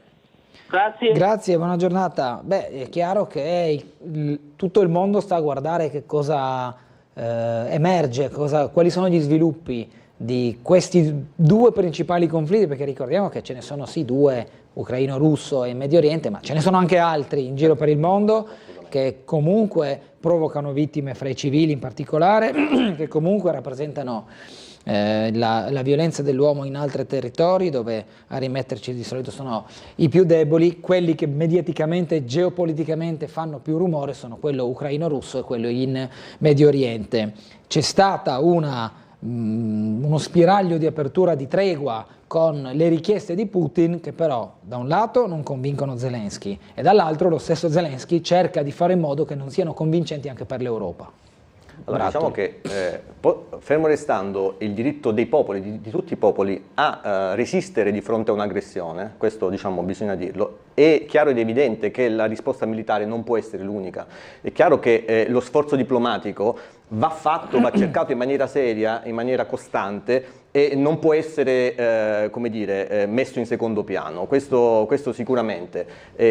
Questo vale sicuramente per la situazione dell'Ucraina, ma vale tanto più per esempio anche per la situazione in Medio Oriente, in Palestina, perché anche lì la risposta militare a quello che è stato sicuramente un atto efferato di violenza perpetrato da Hamas all'inizio di ottobre, la risposta militare che uccide migliaia di civili non può essere anche lì una risposta adeguata dal punto di vista della soluzione del problema. È evidente che in entrambi i casi occorra sedersi a un tavolo negoziale serio e affrontare seriamente le questioni nel rispetto dei popoli innanzitutto, perché quelli che poi subiscono le conseguenze di queste guerre sono innanzitutto i cittadini inermi, spesso donne e bambini, quindi questo va tenuto in grande considerazione e questa è la linea che dovrebbe essere tenuta. Brattoli, il Silos, se ne sta parlando tanto ultimamente, se ne è parlato anche ieri al trilaterale dal ministro Piantedosi, sarà un'operazione di sgombero graduale di questa settimana principalmente, e poi verrà attrezzato il campo scout. Qual è la posizione di Adesso Trieste in questo contesto? Allora, fermo restando che il trasferimento di migranti richiedenti asilo in altre città è un fatto giusto e opportuno che purtroppo negli ultimi mesi è stato pochissimo praticato dalla prefettura e che quindi questo tipo di azione sia utile e necessaria. Bisogna dire che la fretta con cui si vuole sgomberare quell'indecenza del Silos è chiaramente una fretta sospetta, diciamo così, e anche inopportuna nella misura in cui la soluzione proposta è, per i migranti che poi arriveranno sicuramente nelle prossime settimane, eccetera, di trasferirli a Camposacro nell'ostello scout. Questo praticamente avendo a disposizione, questa è la cosa più grave, avendo a disposizione in città, in via Gioia, nella traversa che è a fianco alla stazione, lo spazio del mercato coperto che è stato visitato da una commissione consiliare insieme anche alle associazioni che si occupano di migranti, su iniziativa proprio del nostro capogruppo Riccardo Laterza, che ha promosso praticamente questa visita a quegli spazi, e sono spazi assolutamente adeguati per accogliere i migranti che sono qui in transito o che sono in realtà qui per chiedere asilo, perché la soluzione di Camposacro, questo va detto, insomma, è una soluzione inadeguata e complicata non solo per i migranti che, teniamo ben presente una cosa, i migranti richiedenti asilo sono persone che hanno necessità di venire in città per andare in questura, per esempio, dove le file alla questura, tra l'altro sappiamo, per richiedere, per fare tutti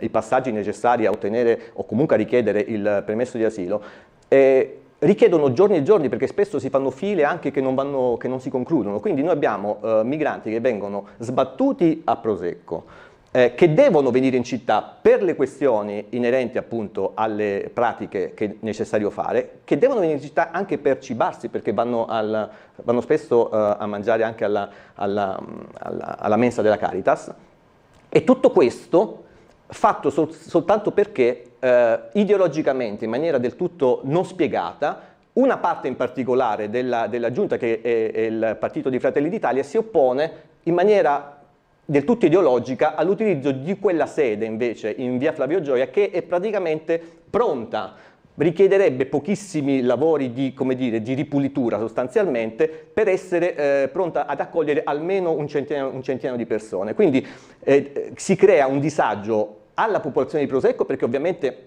questo significa che anche gli autobus, per dire, dovranno accogliere le molte persone che dovranno scendere giù in città, e oltretutto sottraendo quella struttura agli scout in maniera, direi, anche prepotente, senza dar loro una soluzione, un'alternativa, quindi sostanzialmente interrompendo anche la loro attività, che nel periodo estivo ovviamente trova in quello spazio un luogo molto importante per essere svolta.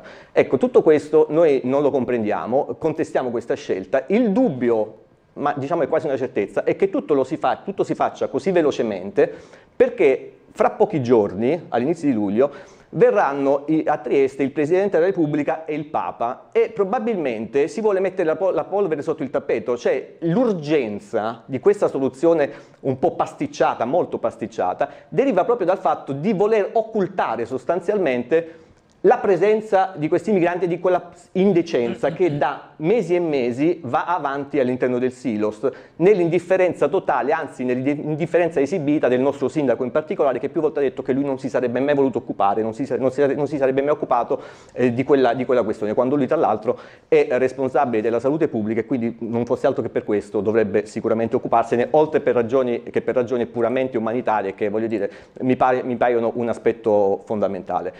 Tra l'altro faccio anche presente una cosa, e questo è anche un po', diciamo così, l'elemento di cinismo ulteriore che emerge in questo frangente, è che il 20 giugno è la giornata mondiale del rifugiato. Quindi, esatto, e quindi sostanzialmente noi ci troveremo, siccome lo sgombero pare che avvenga a ore, a giorni, a brevissimo, cioè col paradosso anche che quest'atto, diciamo così, anche forzato, diciamo anche violento nella sua sostanza, questa espulsione dalla città, avvenga proprio nel momento in cui appunto c'è una giornata del rifugiato, quindi questo lo trovo anche un atto di cinismo ulteriore da sottolineare. Le associazioni che da tempo sostengono, e grazie alle quali fortunatamente comunque un minimo di conforto viene dato ai migranti in arrivo a Trieste, che in Piazza Libertà ma in tutta quell'area si occupano dei migranti, sono ovviamente in allerta, e sicuramente nella giornata di sabato pomeriggio ci sarà sarà un'iniziativa di presidio, di attività continuativa proprio in occasione per celebrare la giornata del rifugiato e per rimarcare la richiesta di politiche più adeguate sia da parte della nostra amministrazione comunale sia da parte del governo centrale. Basta propaganda, basta chiusure dei confini a puro fine, così per pura questione di facciata. Occorre andare alla sostanza e soprattutto ricordarsi che queste persone non sono pacchi che tu puoi prendere e spostarli dove vuoi, interrompere i flussi che non sono interrompibili in realtà, e non sono pacchi. E soprattutto bisogna anche chiedersi quando, se poi apriamo anche la questione di Schengen e quindi anche dei confini, cioè quando vengono respinti, quelli che vengono respinti, dove finiscono? Da dove arrivano? Chiediamoci da dove arriva questa gente, cosa ha subito durante questa lunga traversata lungo la rotta balcanica, e dove noi in maniera del tutto indifferente alle loro sorti, dove li respingiamo ulteriormente di nuovo. Questo è un po' il tema, cioè stiamo svendendo la nostra umanità.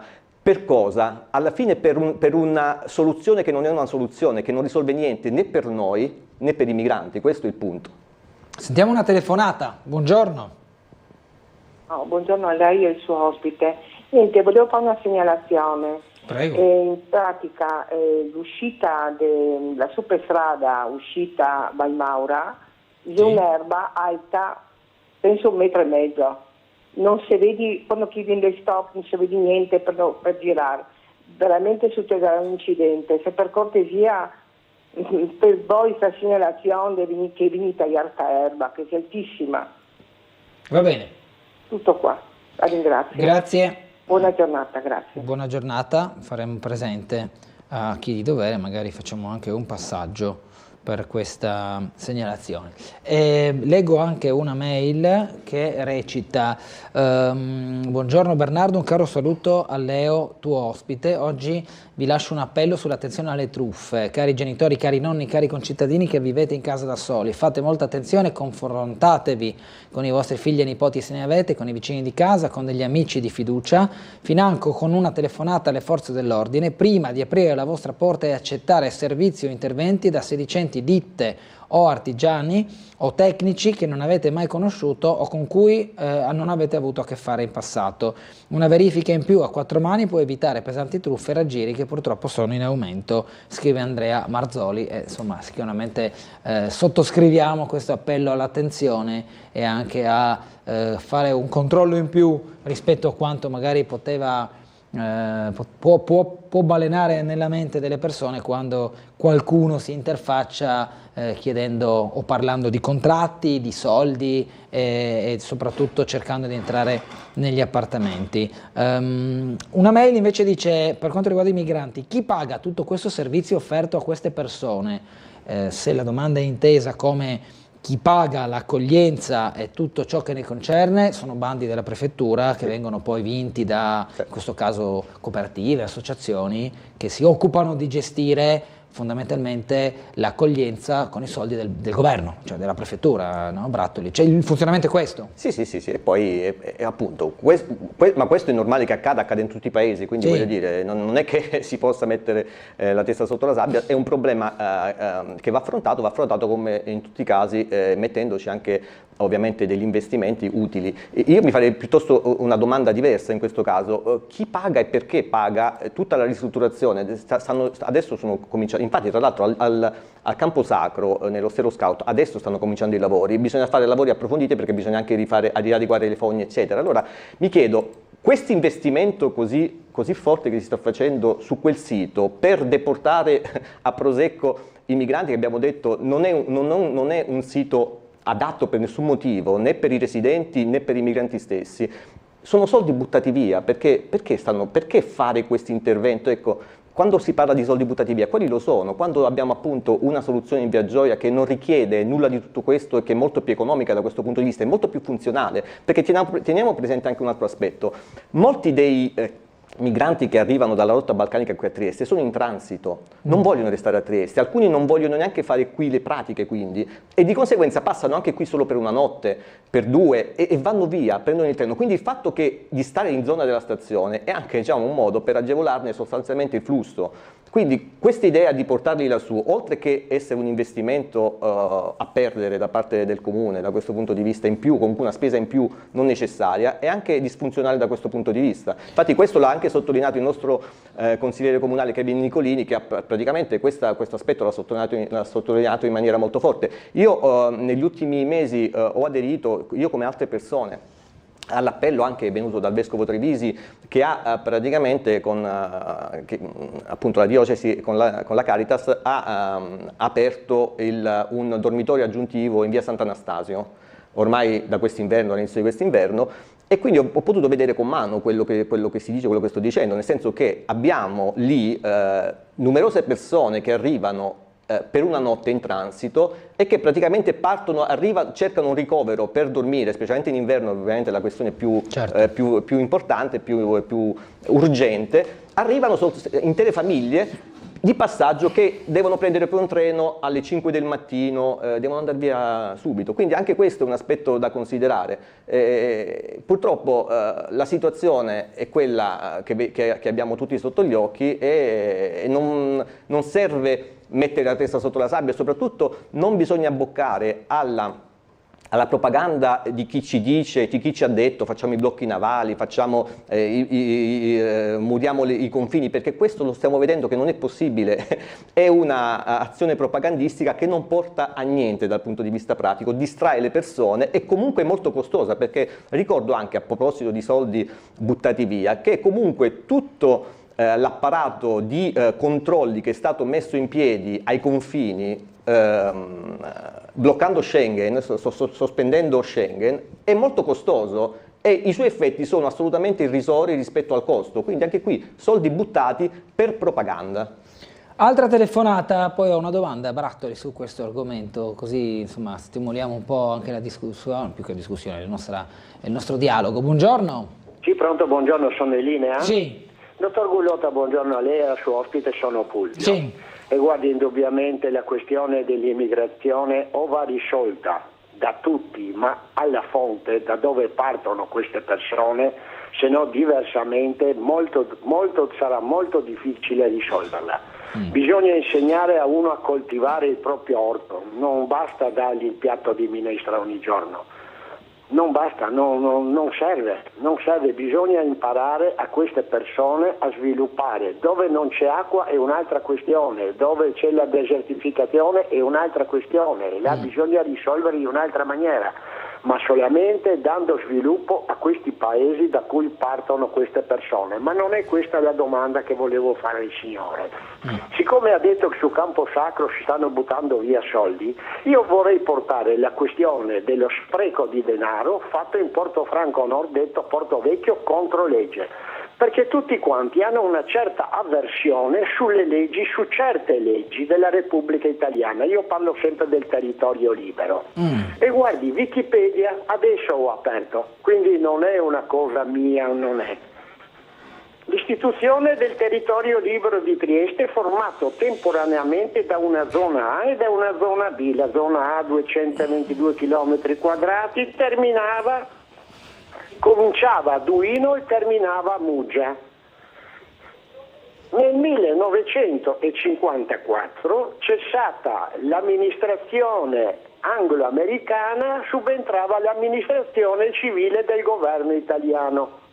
Allora possiamo tirar fuori anche il trattato di pace da cui è tratto questo. Per favore, mi dite dove finiscono i confini della Repubblica Italiana e dove iniziano quelli del territorio libero di Trieste. La legge 3054 è la legge che recepisce il trattato di pace. Tutti hanno una versione su questa legge, non la conoscono. No, noi siamo derubati. Tirate fuori per favore anche, di conseguenza, la legge 633 dell'istituzione dell'IVA. Dove è stata applicata l'IVA? Su tutto il territorio dello Stato. E lo Stato, la Repubblica Italiana, il più bel paese del mondo, che purtroppo è il 10% della popolazione è in miseria assoluta, va bene? Allora, ditemi per favore, spiegatemi queste due leggi. La prima, dove cominciano e finiscono i confini dalla parte est dell'Italia, va bene? E la seconda, dove finiscono in base alla legge 633, dove può essere applicata l'IVA, che noi la stiamo pagando ogni giorno. Tutti quanti sanno tutto di Helsinki, sanno anche Helsinki, l'avvocato Giacomelli, insomma, vabbè, lasciamo perdere, un principe del foro che mi dice che in base all'accordo di Helsinki è caduto tutto. Va bene. Grazie, vorrei una risposta sui confini. Sì. Una buona giornata a voi. Grazie. Brattoli. Beh, insomma, non so se sono così preparato da dare una risposta specifica poi alle leggi che sono state citate.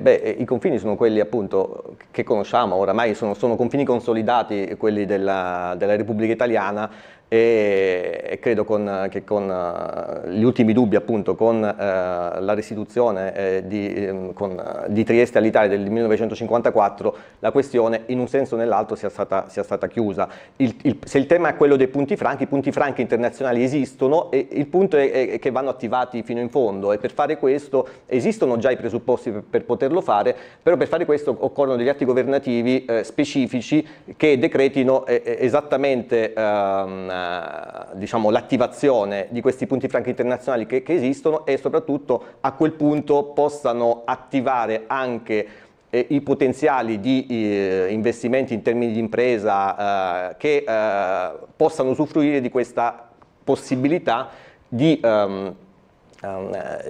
esportare fuori dall'Europa merci a condizioni favorevoli dal punto di vista fiscale. Questo mi sento di dire. Questa è una cosa che si può sicuramente fare, su cui anche adesso Trieste è impegnata. Del resto anche il presidente dell'autorità portuale uscente ha fatto una grossa, diciamo così, è stato sempre molto sul pezzo da questo punto di vista. Adesso, diciamo, la palla resta comunque nel campo del governo, che ha la possibilità effettivamente di chiudere questa partita, e c'è da augurarsi che prima o poi questo accada. Lo faccia. Abbiamo Gianluca Paladin nuovamente in collegamento con noi per raccontarci mi pare di aver capito, una lamentela da parte di alcuni genitori. Gianluca.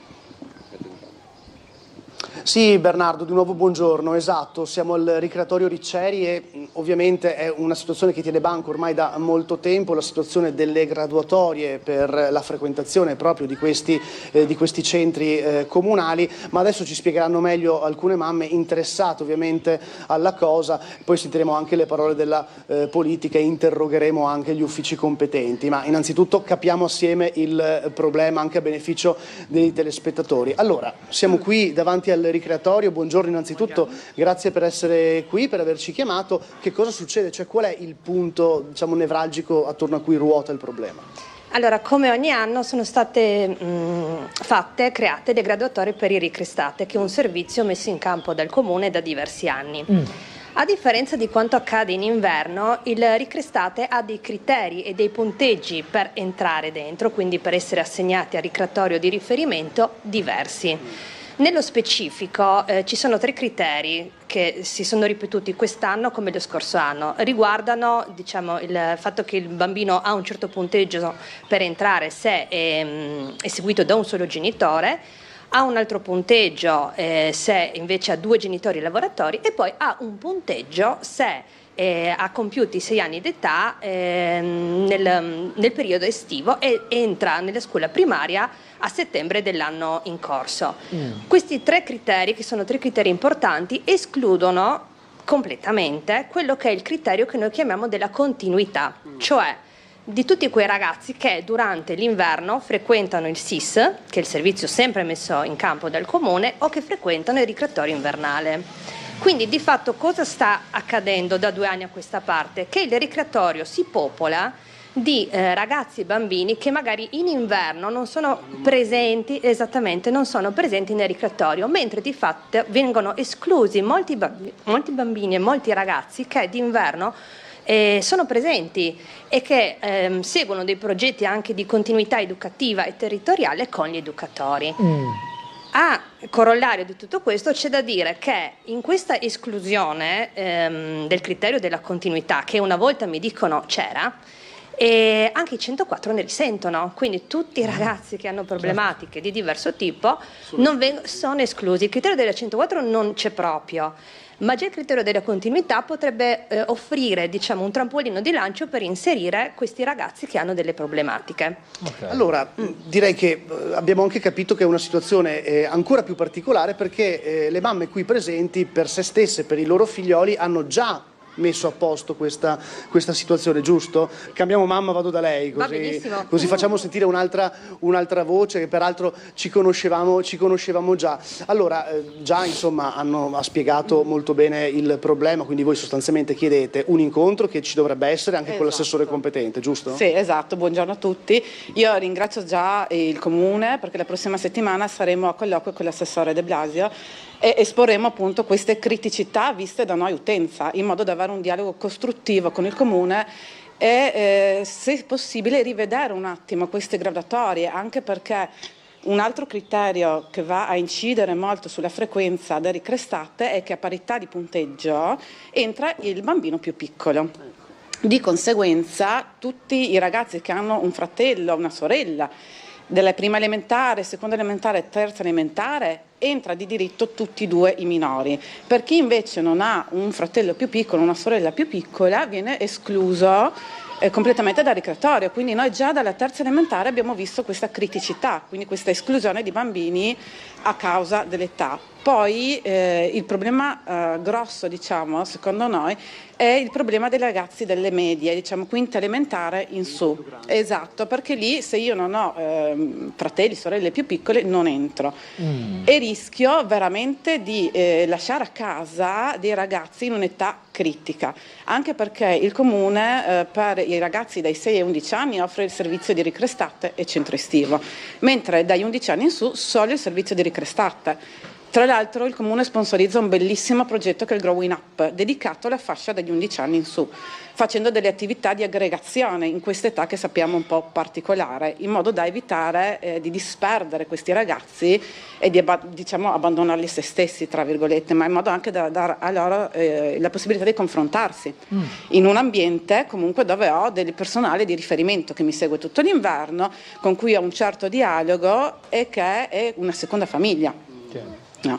Ci tengo a dire che noi mamme qua presenti abbiamo avuto la fortuna di avere i ragazzi accolti, perché io ho tutti e due i ragazzi accolti grazie al più piccolo che ha trainato dentro la grande, però ci rendiamo conto anche parlando con altre mamme che questa problematica è molto sentita, molto forte, perché in classe di mia figlia su tutte le domande che sono state fatte sono entrate 4 ragazzi. Di qui la richiesta di rivedere un attimo questo sistema. Esatto, di vedere insieme se c'è la possibilità di un colloquio, di un dialogo costruttivo col Comune per risolvere certe criticità viste appunto dall'utenza. Velocissimo Bernardo, anche le parole, sentiamo le parole anche della politica. Allora, Alessandra Richetti, consigliera comunale Movimento 5 Stelle, e la 104, l'ha già accennata anche la mamma, che era un'argomentazione che anche a lei stava a cuore. Beh, diciamo che se da una parte abbiamo la problematica di preadolescenti che non possono per legge essere lasciati soli a casa, lo diciamo perché qualche consigliere era un po' confuso dicendo beh insomma a 12 anni lo lasci a casa,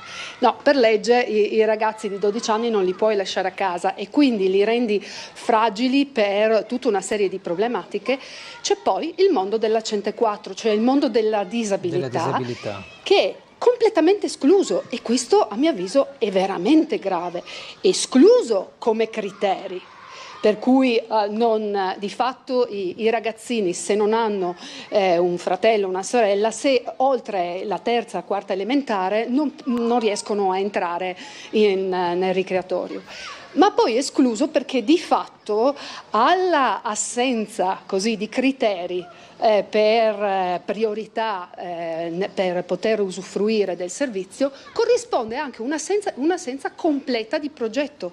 Non ci sono trasporti che aiutano in caso di attività a trasportare i ragazzi. Attività logistica che ruota attorno. Attività logistica, il bus per poter entrare in un autobus che non è conforme, ma che è un autobus scolastico, non è conforme per il disabile, devi togliere il posto a 9 bambini, quindi c'è anche una odiosissima competizione.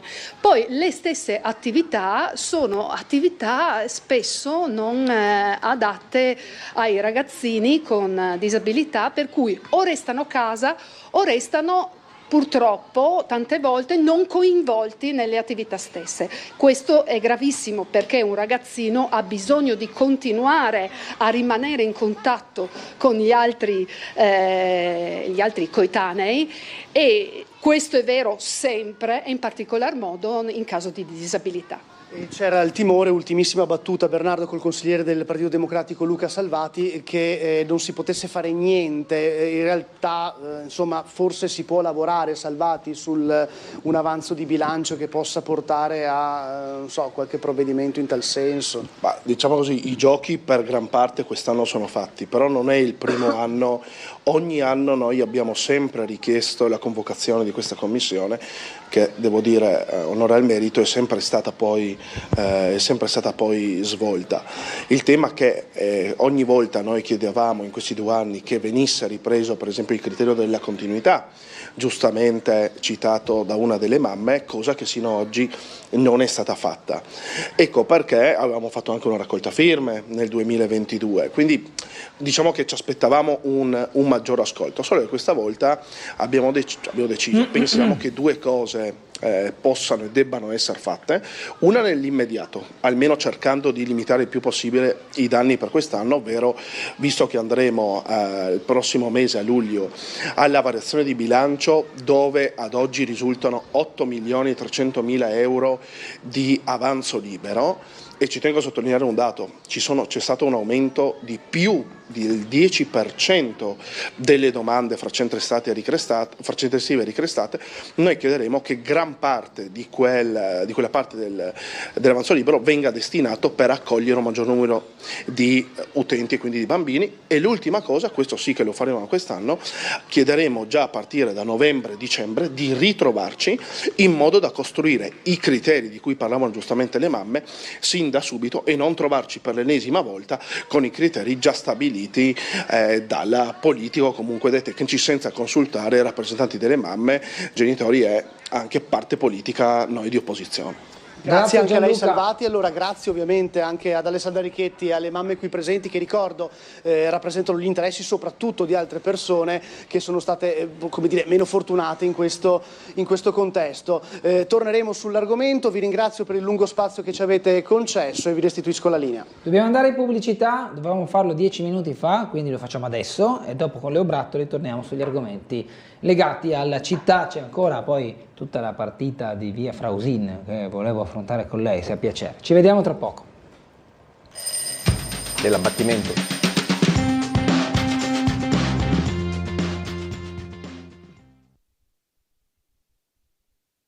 Riprendiamo la nostra diretta 8.46 con Leo Brattoli di Adesso Trieste con noi in studio, una telefonata e poi la lascio intervenire, visto che ci sono diverse cose da ancora poter argomentare. Buongiorno.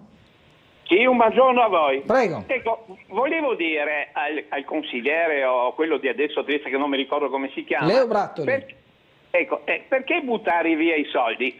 Il campo sacro è stato distrutto dai nostri ospiti, è stato distrutto e adesso logicamente, siccome non è destinato agli ospiti ma è dei Boy Scout, è giusto che lo riparino, no? Sperando che gli ospiti adesso non lo non lo distruggano come hanno distrutto in precedenza tutti i bagni, una cosa e l'altra che abbiamo visto in TV.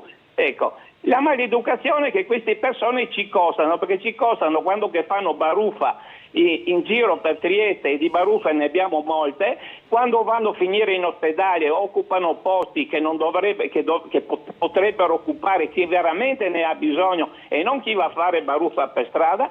E poi oltretutto non è vero che tutti quanti vanno via, perché io non so quanti, e vorrei saperlo, quanti ospiti abbiamo noi in città che cazzeggiano tutto il giorno, perché li vedo io in Cavana, di qua e di là, e sono sempre gli stessi. Dunque, e poi anche Telequattro ha fatto un servizio che molti vogliono restare a Trieste. Dove troveranno lavoro non si sa. Ecco, allora siamo obiettivi, non è così la storia. E poi oltretutto adesso vanno via del silos, ma sono da anni che vivono, per esempio l'altra settimana che ho già ribadito, già detto questa cosa, altre volte li ho visti al magazzino dell'Exstock fare bagno, e poi tutte le inferiate sono con i bulloni tirati via in modo che loro entrino nei posti dove ci sono ancora i magazzini interi.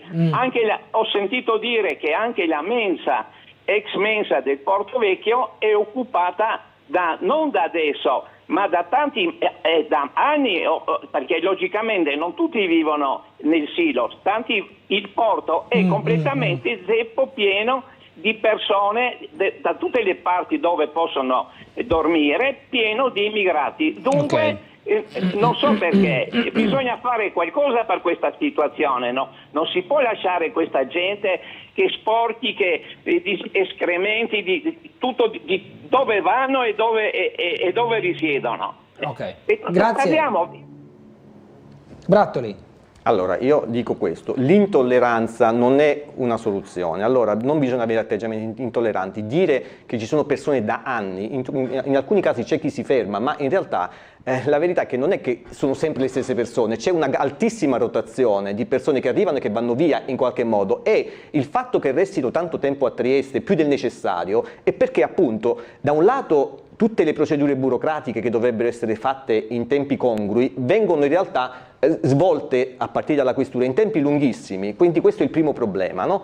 Dopodiché la questione è che nella misura in cui non affronta, ecco questo è un po' l'equivoco, quello che noi vediamo nella città, la sporcizia, quello che si vede, quello che accade, è perché non viene affrontata la questione va affrontata dando strutture adeguate a queste persone in gran parte in transito, comunque in gran parte non interessate, non intenzionate a restare a Trieste, è chiaro? Allora, il discorso che rompono, che distruggono, eccetera, anche là è frutto semplicemente del fatto che c'è una pressione tale, per esempio quando a Camposacro ci sono stati effettivamente danneggiamenti dei bagni eccetera, ma là dobbiamo tenere presente che a un certo punto durante il Covid sono state ammassate più di 200 persone, più del doppio della capienza di quel luogo. È inevitabile che in quella situazione, in questa massa, diciamo, con questa pressione anche fisica, le cose vadano deteriorate e si rompano, che poi su questo si faccia una propaganda come se queste persone fossero dei vandali, questo non corrisponde alla realtà. Le cose si deteriorano perché praticamente vengono abusate e utilizzate dall'eccessivo numero di persone che vengono stipate nei luoghi. È chiaro che se si facesse una politica seria di accoglienza e di gestione del fenomeno, tutte le criticità che il Signore ha evidenziato sarebbero in gran parte risolte. Del resto è un flusso che non si può arrestare, perché al di là della propaganda sappiamo che questa è una questione epocale che andrà a crescere nel tempo, anche perché con i problemi ovviamente della crisi climatica i migranti climatici stanno aumentando esponenzialmente da tutto il mondo, dalle aree ovviamente più povere e quelle più diciamo vulnerabili alla questione climatica, e quindi è inutile che nascondiamo la testa sotto la sabbia, la questione va affrontata e gestita in maniera seria, non è con queste diciamo così con questa visione di intolleranza o questa idea che ci si possa liberare del problema semplicemente mettendoci una X sopra che noi andremo avanti. Vanno affrontate seriamente le cose e non lo si sta facendo. Questo è un po' il punto chiave su cui noi cittadini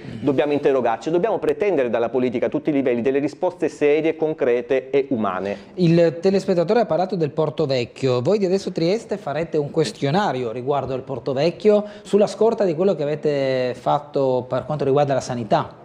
Sì, esatto. Allora, l'idea è questa. Noi abbiamo una visione, diciamo, sull'utilizzo del Porto Vecchio in generale. Noi pensiamo che il Porto Vecchio non debba ridursi intanto a un'operazione puramente immobiliare di vendita, che tra l'altro non sta neanche riuscendo, ma soprattutto debba esserci anche una visione di sviluppo di quel sito, anche integrata alla città, e soprattutto un'occasione anche di buona occupazione, quindi di attività economiche all'interno del Porto Vecchio, ovviamente che abbiano determinate caratteristiche di basso impatto ambientale e magari di imprenditorialità, per esempio ad alta tecnologia. Ma detto questo, posto che il Comune non ha mai presentato un progetto organico di visione di sviluppo di quell'area della città, noi pensiamo con un questionario che somministreremo a partire dal 26 di giugno, il 26 di giugno alle 18 faremo un banchetto in Portofranco, appunto, in Porto Vecchio, e un banchetto nel quale faremo informazioni, soprattutto cominceremo a far circolare questo breve sondaggio in cui chiediamo intanto ai testini quale sia la percezione che loro hanno del Porto Vecchio, e poi soprattutto alcune domande su quella che è la visione potenziale di quello spazio, cosa se ne potrebbe fare, cosa si pensa degli utilizzi che già si stanno facendo, cosa si pensa ad esempio dell'utilizzo del Porto Vecchio per farci la cabinovia o per trasferirci semplicemente gli uffici della regione che sono in centro e portarli lì. È una soluzione utile? A chi è utile questa soluzione? Il punto di domanda. Quindi faremo quello che l'amministrazione non ha fatto, proveremo ad interrogare la cittadinanza su questi temi. Quindi vi invito a venire in Porto Vecchio il 26 giugno alle 18, e da lì cominceremo a fare anche dei banchetti in città per cercare di far circolare questo sondaggio, così come è stato fatto stiamo prendendo un po' l'esempio dalla riuscitissima iniziativa del Coordinamento per la Salute Pubblica, per la Sanità Pubblica, che nei 2 mesi scorsi ha fatto diversi banchetti in molte zone di Trieste, quasi in tutta la città direi. Sono stati fatti 214 banchetti, 100 persone coinvolte, insomma è stata veramente un'azione corale, e sono stati raccolti circa 3.000 questionari che hanno dato dei risultati purtroppo attesi, ma comunque a questo punto anche definibili in termini numerici rispetto alla situazione della sanità triestina e comunque territoriale, con dei giudizi in molti casi davvero drastici, davvero pesanti. Tenete conto che oltre il 70% delle persone ha dichiarato che nella sua percezione negli ultimi 5-6 anni i servizi di sanità si sono fortemente indeboliti. Uno dei problemi più grandi che vengono evidenziati è quello ovviamente della lunghezza delle liste d'attesa, che costringe ad andare o dai privati o dai convenzionati, e in molti casi per le fasce più povere della popolazione purtroppo succede, disoccupati e pensionati, che debbano rinunciare addirittura a curarsi. Quindi è emerso in maniera eclatante una grande problematica sui servizi sanitari, in particolare sui servizi territoriali. Il sondaggio è stato sicuramente uno strumento utilissimo, la gente ha voglia di partecipare, questo è un messaggio che noi vogliamo dare: bisogna far partecipare le persone, bisogna coinvolgerle, la politica non può essere qualcosa di avulso dal contesto della società, non può essere che da Palazzo Cheba si decida tutto senza confrontarsi con la cittadinanza su nessuna questione. Quindi la gente, quando gli dai l'opportunità, e noi in questo ci crediamo molto, risponde, dà delle opinioni molto, molto importanti e molto sensate, e questo approccio va coltivato. Lo faremo anche con il Porto Vecchio. Telefonata, buongiorno. Prego. Buongiorno, io sono una persona disabile. Sì. Vengo subito al punto. Ascolti bene. Sì. Il Topolino numero 3 è ancora chiuso ed è l'unica possibilità per noi disabili scendere dalla rampa e trovarsi il Topolino numero 3 chiuso. Perché l'assessore Lodi, che è lei che deve fare tutto questo, doveva farlo subito, perché noi disabili abbiamo l'unica possibilità per andare al mare a Barcola, perché a Trieste non c'è un bagno per i disabili, nessuno ha mai pensato a questo, prima cosa. Dunque, per piacere, vada a battere i pugni all'assessore Lodi, che deve riaprire subito il Topolino numero 3. Se dopo mi vengono a dire che c'è la rampa grande, bisogna pensare prima di dire, perché una persona disabile che arriva davanti a una rampa grande deve buttarsi per terra per andare in acqua. E dunque, prima di parlare, di fare le cose, bisogna pensare. Allora, mi raccomando, vada subito a dirglielo all'assessore Lodi, perché ho fermato in Piazza Unità l'assessore Babudel e sa cosa mi ha risposto? Non è di mia competenza, deve parlare con l'assessore di competente, l'assessore Lodi. Stessa cosa l'assessore Bertoli, che l'ho fermato anche lui in Piazza Unità e mi ha dato la stessa risposta. Se ne fregano di noi disabili, vista la piscina terapeutica, che è meglio non parlare, perché nessuno ha mai pensato in questi 5 anni di fare qualcosa di alternativo per noi disabili. Se dopo vogliamo parlare delle strade, di tutto, parleremo quanto vuole, perché è un disastro.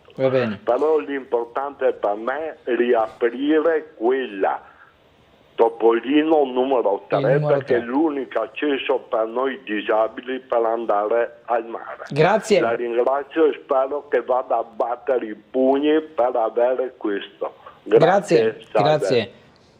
Sulla ricostruzione di Barcola sappiamo come l'iter sia stato complicato, anche perché i danni erano molto ingenti, e quello dei Topolini e del lungomare Benedetto Croce è un'attività che stanno seguendo da vicino per presentare il lungomare alla stagione estiva, che possiamo dire essere già cominciata, se non l'estate ufficiale, che ormai manca pochi giorni, ma almeno il caldo porta molti a fare il bagno, e alcune zone sono ancora sotto cantiere, diciamo. Sì, certo, e non so quale sia effettivamente, diciamo, l'ordine dei lavori che è stato previsto e quali siano i tempi, quindi, però effettivamente se dovesse essere data priorità a qualcosa e a qualcuno, sicuramente il problema che è stato posto dal signore che ci ha appena telefonato, sicuramente lo metterei nella lista delle priorità tra i primissimi posti, perché ovviamente bisogna andare incontro innanzitutto alle persone che non hanno alternative appunto alla balneazione se non quella del Topolino 3, quindi probabilmente, anzi certamente quella dovrebbe essere una priorità assoluta nello svolgimento dei lavori, a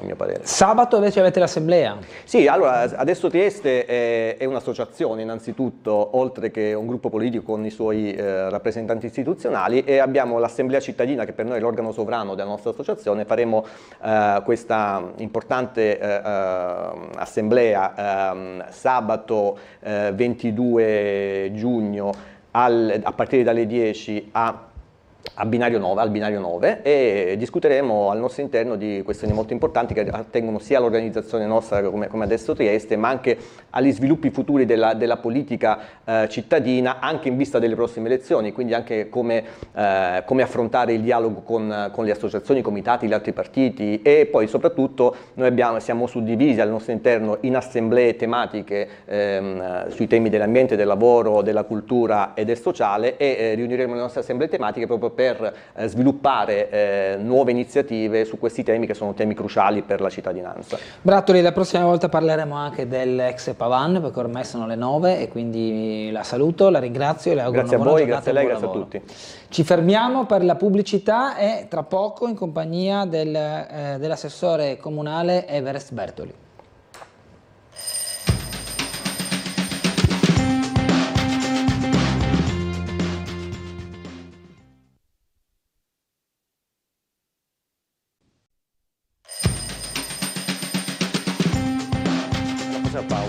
Bene, buongiorno, ben trovato anche all'assessore comunale al bilancio, alla gestione Porto Vecchio e dei project financing Everest Bertoli, ben ritrovato. Grazie, buongiorno a tutti i telespettatori e grazie per l'invito. Oggi è un giorno importante per l'illuminazione pubblica a Trieste, vero? Ci sarà una conferenza stampa, verranno delineati tutti i dettagli, il servizio poi questa sera, perché è alle 14:30 la conferenza.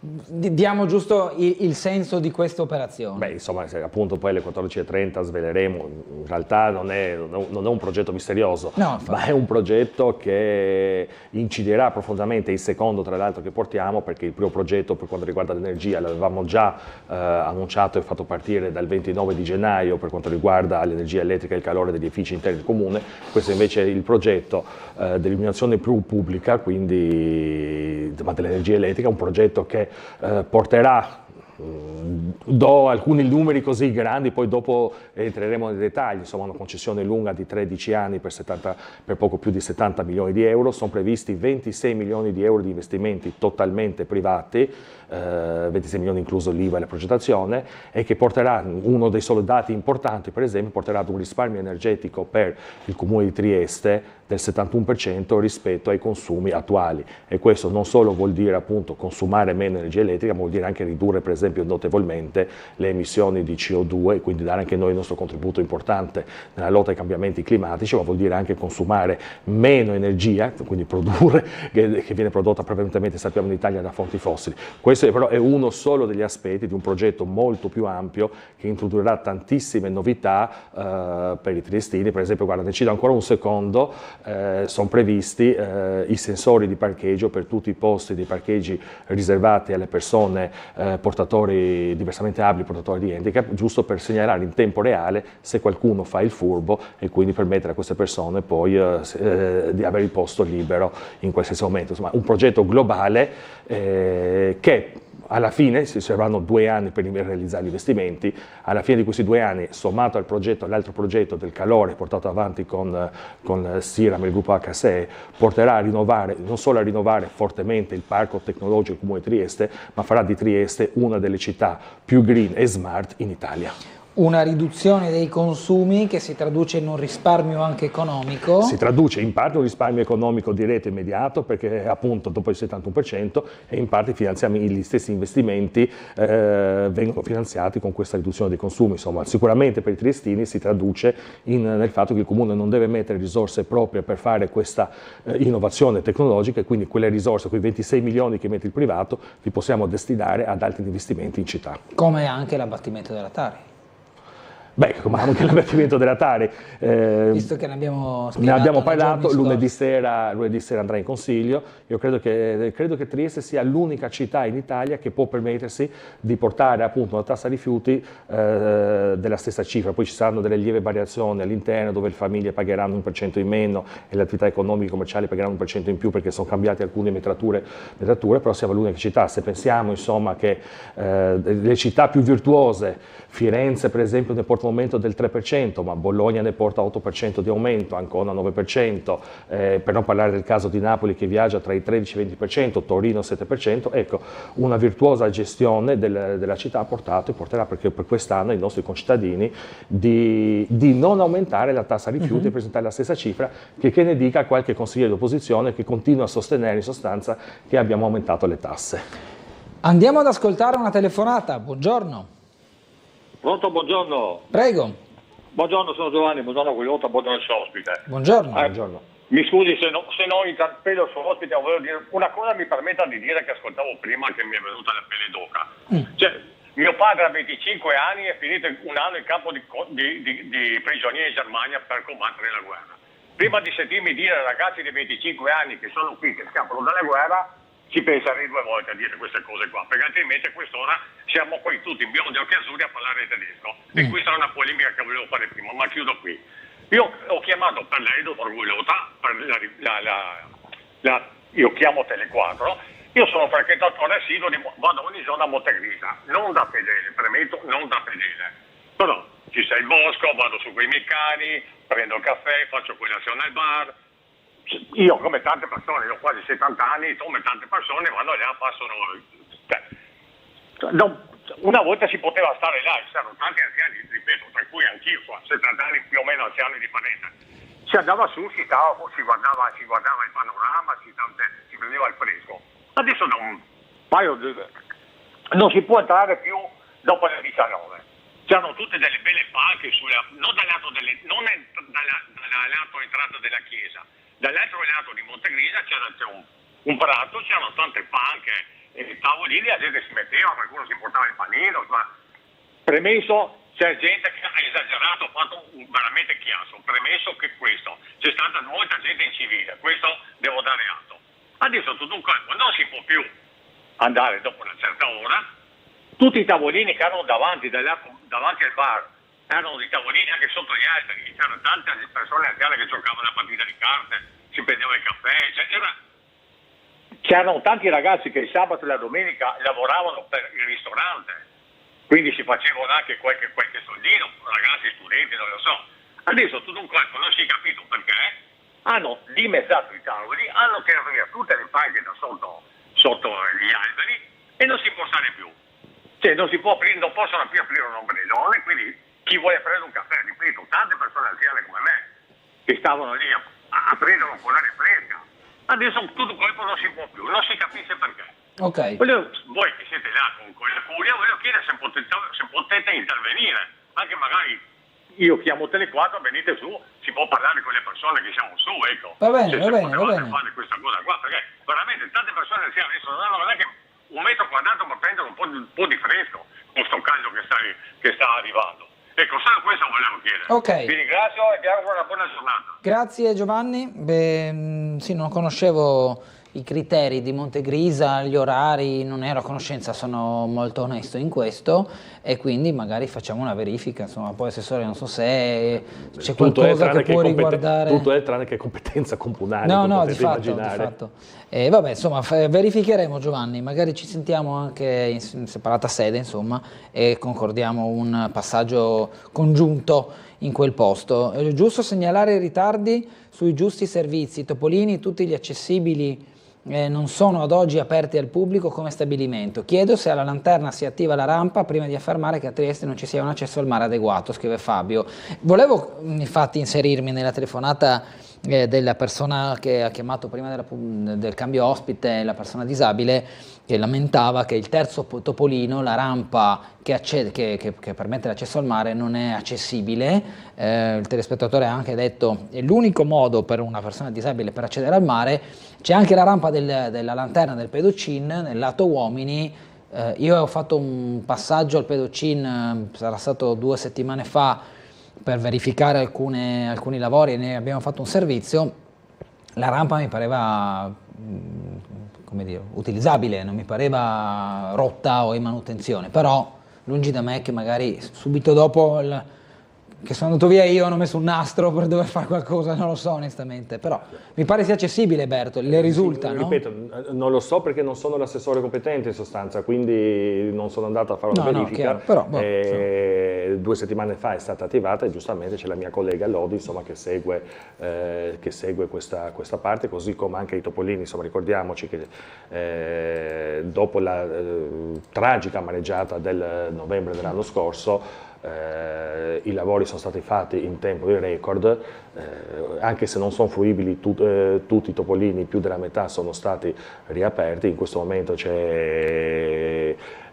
si sta concordando anche il servizio dei bagnini, dei salvataggio, che è fondamentale per poter effettuare la balneazione. Certo. Poi sappiamo benissimo che non sono stati ripristinati tutti, ma torno a dire,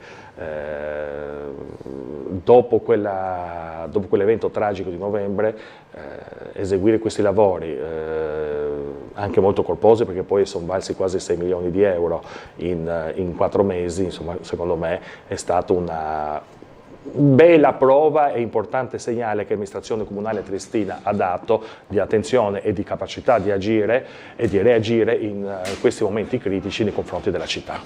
Telefonata, poi pubblicità, buongiorno. Pronto? Sì.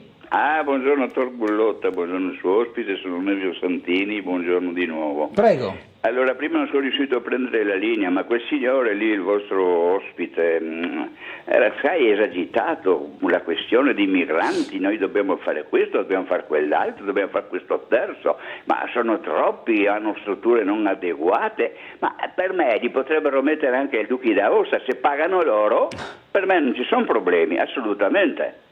Insomma, sarebbe un po' di finirla, non sempre con questi migranti, questi qua non vedono altro che i migranti, ma quando cominceranno a pensare ai nostri anziani, quelli che non riescono a mettere assieme il pranzo con la cena perché hanno la pensione minima, insomma, questi sono baldi giovanotti, potrebbero cominciare a lavorare a casa loro, non scappano tutti dalle guerre. Va bene? Perché in Tunisia non c'è guerra, in Marocco non c'è guerra, in Egitto non c'è guerra, va bene? Questi vengono qui perché hanno capito come funziona, vogliono farsi mantenere da noi. Questo è il punto. Bene, un'altra cosa volevo pregare l'assessore Bertoli. Prego. Se potesse intervenire presso l'assessore competente, mi sembra la dottoressa Lodi. Io ho una moglie che ha difficoltà a deambulare, va bene?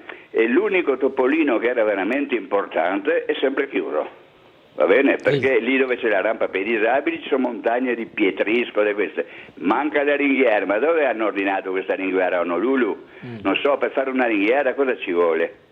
Se gentilmente potesse far presente, insomma, che quello lì è un topolino importante.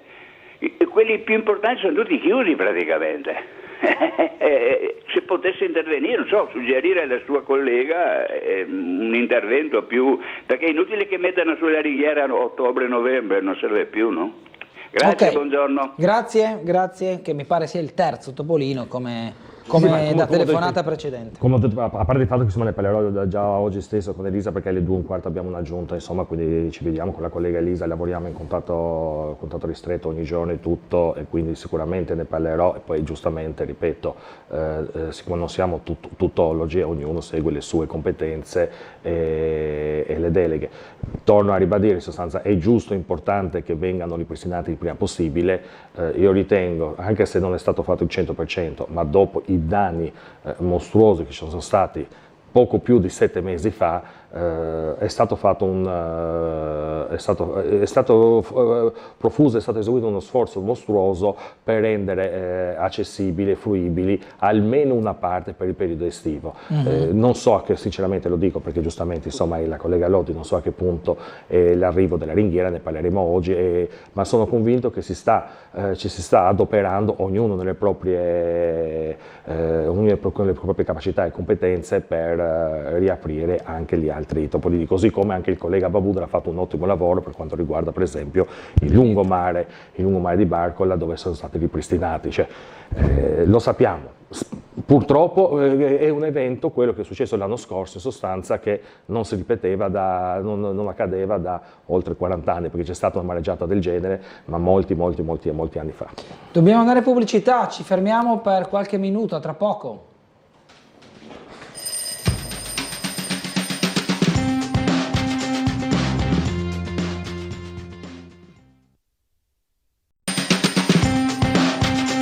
Torniamo in diretta con Sveglia Trieste, sempre in compagnia dell'assessore comunale al bilancio, alla gestione del Porto Vecchio e ai project financing Everest Bertoli. Sentiamo una telefonata, buongiorno. Buongiorno Gulotta, buongiorno a lei e all'assessore Bertoli, Nivea. Prego. Intanto, prima che mi dimentichi, volevo fare un bocca al lupo a tutti i maturandi di oggi, compresa la mia nipote di 18 anni. Allora, Assessore, io avevo una domanda da farle ancora prima che lei annunciasse che la tassa sui rifiuti non viene aumentata. L'altro giorno ha preso fuoco un appartamento dell'ITIS, mi scusi, di Schiavone. Dell'ICS. Ho detto una stupidaggine, sì. E hanno detto che sono stati sfolati 50 è gestito quelli insomma, vabbè, ci siamo capiti, oggi perdo colpi, no? E 50 sfolati in un appartamento, saranno stati anche 2 appartamenti, ma 50 sono tanti. Noi sappiamo che ci sono 180 appartamenti, se non erro, per la diffusa. Allora, io volevo sapere, questi pagano la tassa rifiuti o meno? Perché 50 persone, io non so, eravamo in 2, io e mio marito, adesso sono calata da poco, fra 1 o 2, però questi, perché anche i metri quadrati dell'appartamento e tutto, ma 50 persone sono tanti. Io volevo sapere se questi di Schiavone, o se Schiavone stesso, si interessa sulla tassa rifiuti. A parte il fatto delle navi che vengono qui, ci sono i turisti che navigano per Trieste e difatti si vedono quei cestini che sono posti in vari in Piazza Unità, in Piazza della Borsa o d'altro, sono sempre stracolpi, anche per colpa dei cittadini che gettano le immondizie senza differenziarle lì dentro, dei sacchi grandi, ma insomma l'aumento veramente delle immondizie che lei ha detto, Assessore, che sono aumentati i costi e lei non ha aumentato i costi ai cittadini, però sono aumentati di tanto, dipende anche da questo, perciò volevo sapere che cosa ne pensa. Grazie. Grazie, facciamo un attimo di ordine. Comunque non erano 50 in 2 appartamenti, erano 50 all'intero condominio che è stato evacuato per questioni di sicurezza. Che poi fossero in 50 in diversi appartamenti e magari qualcuno insomma storce il naso perché ne ha visti tanti in un unico stabile è un altro discorso, ma erano 50 in tutto il condominio. Poi gli appartamenti che sono stati interessati principalmente dalle fiamme erano pochi e quindi tutti erano stati evacuati per questioni di sicurezza. Giusto per poi il resto, Bertoli, a lei insomma. Sì, ma no, volevo anche rilevare, insomma, mi auguro appunto, perché 50 persone in un appartamento, a meno che non sia un castello, non posso. Quindi lì ci sono altri problemi e noi troviamo spesso anche molto in difficoltà, perché a volte sono dei servizi che oramai non vengono gestiti direttamente dal comune ma passano dalla prefettura, quindi è difficile avere anche poi i dati necessari. Però torno per andare a fare le verifiche. Torno però alla questione della tassa rifiuti. La questione della tassa rifiuti è molto semplice, fermo restando che, ribadisco, per quest'anno le famiglie addirittura a seconda dell'umorosità pagheranno dall'1 al 2% in meno, comunque non aumenta ed è un momento così difficile, è stato un traguardo molto importante. Per quanto riguarda la tassa rifiuti la questione è molto semplice, perché la questione è stata anche affrontata nel passato, anche quando ho diretto la commissione speciale. La tassa rifiuti deve essere pagata dagli inquilini, pertanto devono pagare. Se non pagano arriva l'accertamento, l'esatto, e andiamo avanti a recuperare, si tratta di evasione, andiamo avanti a recuperare totalmente la cifra, insomma. Quindi deve pagare chi è l'inquilino, chi ha in affitto quell'appartamento è responsabile per pagare.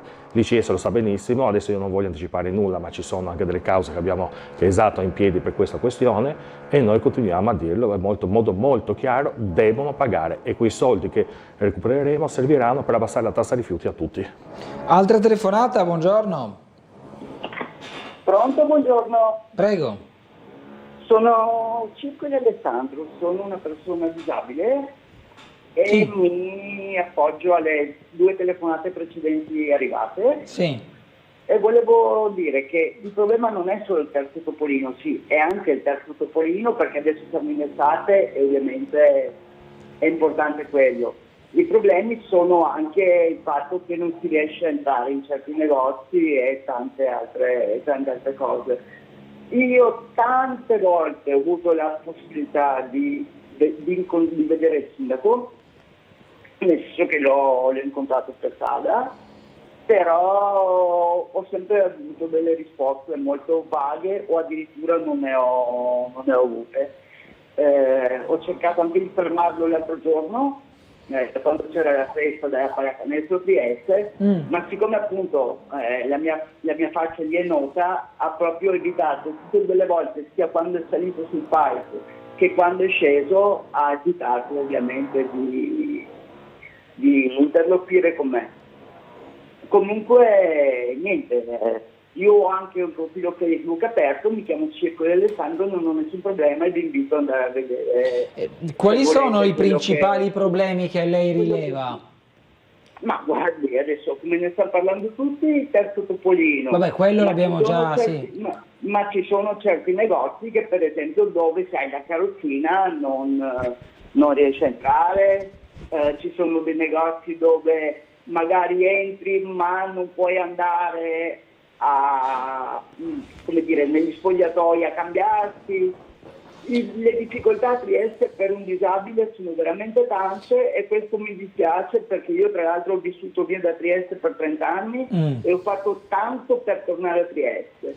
Però quindi... mi permetta un appunto, giusto per chiarezza. Quando lei mi parla di negozi e dopo mi parla del sindaco, non so se la competenza sia allacciabile fra l'uno e gli altri, cioè io proprietario di un muro devo io dotarmi delle barriere architettoniche per farle entrare se ho un negozio, questo credo, no? Se poi lei mi parla di accessibilità ai luoghi pubblici o anche i parchi o anche allora ho tutto un altro paio di maniche, ma se mi parla di negozi è il titolare dei muri che deve adeguarsi con una rampa, quindi lì il sindaco si può, non so quanto può, cioè, nel senso Tenderei a dividere le competenze, perché così abbiamo almeno un interlocutore preciso, no?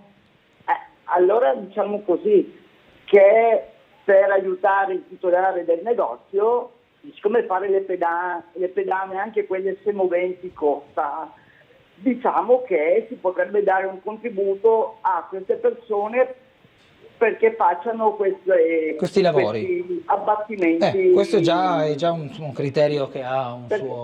Perché le posso dire che i miei figli abitano in Austria e tutti i negozi hanno o la pedana fissa oppure la pedana in legno. Sì, che si può togliere all'occasione, certo. Che si toglie.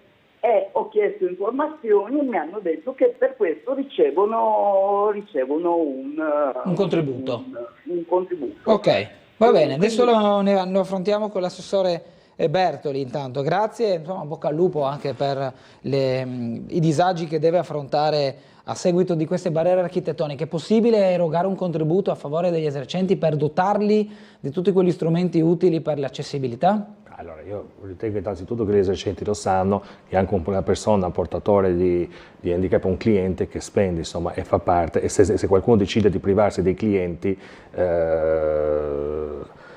perde, insomma, le sue entrate. Quindi ogni esercente, anche perché i costi non sono insormontabili per un singolo esercente, se ha la voglia e la volontà di investire minimamente, sicuramente gli conviene. Poi per il resto, insomma, viviamo in un paese dove giustamente siamo abituati e si vive a bonus, quindi perché no, in sostanza il 110 ci ha mandati a gambe l'aria e lo Stato ha superato i 3.000 miliardi, in questo caso io ritengo, insomma, che si può studiare una forma più che di contributo, di decontribuzione per gli esercizi che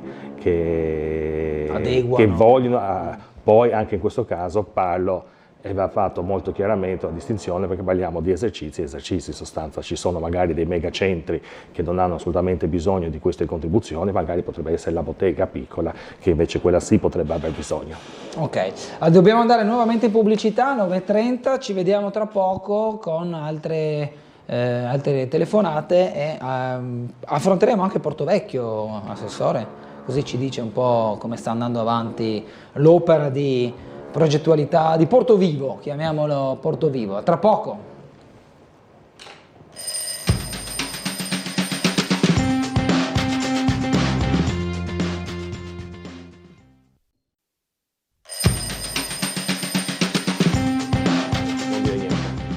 Torniamo in diretta con Sveglia Trieste, sempre in compagnia dell'assessore comunale al bilancio a Portovecchio e Project Financing Everest Bertoli. Lei a memoria del suo esame di matura, oggi cominciano 1544 studenti a Trieste, circa 9000 se non sbaglio, lo ha detto prima Gianluca Paladin, da cui torniamo tra un attimo. In Friuli Venezia Giulia, la sua maturità?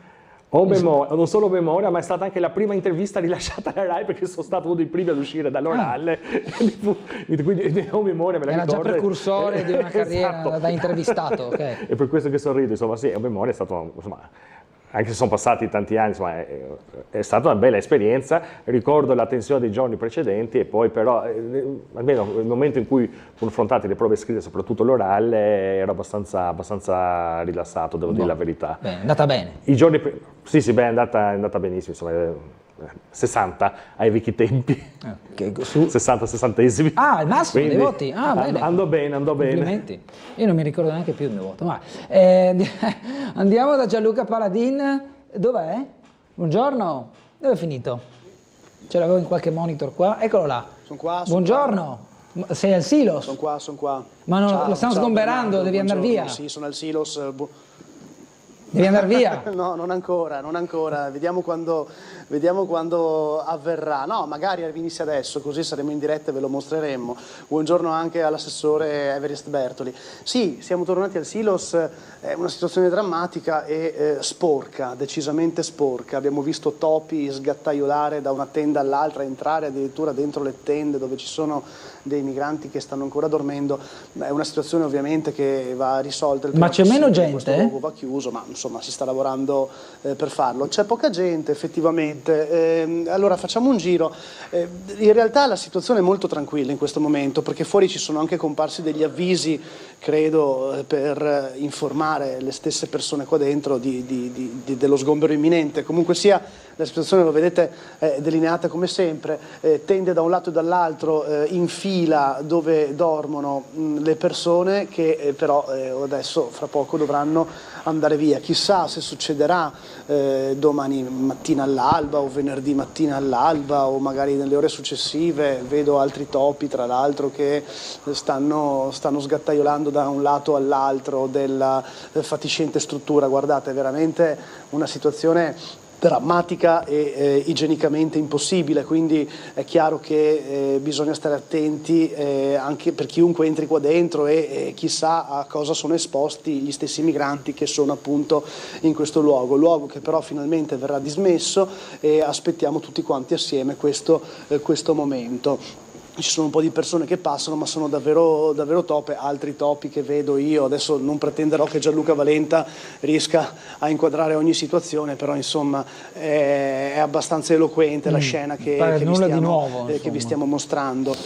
Però fra poco tutto sarà chiuso, quest'area non esisterà più. Ripeto, siamo in attesa di capire esattamente quando. In realtà venerdì mattina saranno passate esattamente 2 settimane, mi pare, dalla decisione di chiudere il silos con ordinanza anche del sindaco, perciò è chiaro che i giorni che deputati a questa operazione sono pochi, insomma, o oggi o domani o dopodomani, se verranno rispettate appunto le tempistiche. Poi ci sarà tutta quella partita che sarà aperta quando bisognerà risistemare queste persone e quelle che logicamente verranno. Il ministro Piantedosi ieri ha detto molto chiaramente: attenzione, non aspettatevi un blitz delle forze dell'ordine che in un paio d'ore, in 3 ore puliscono e sgomberano tutto. No, sicuramente potrebbe essere una fase, potrebbe avvenire questa operazione in più fasi, quindi non in un'unica giornata,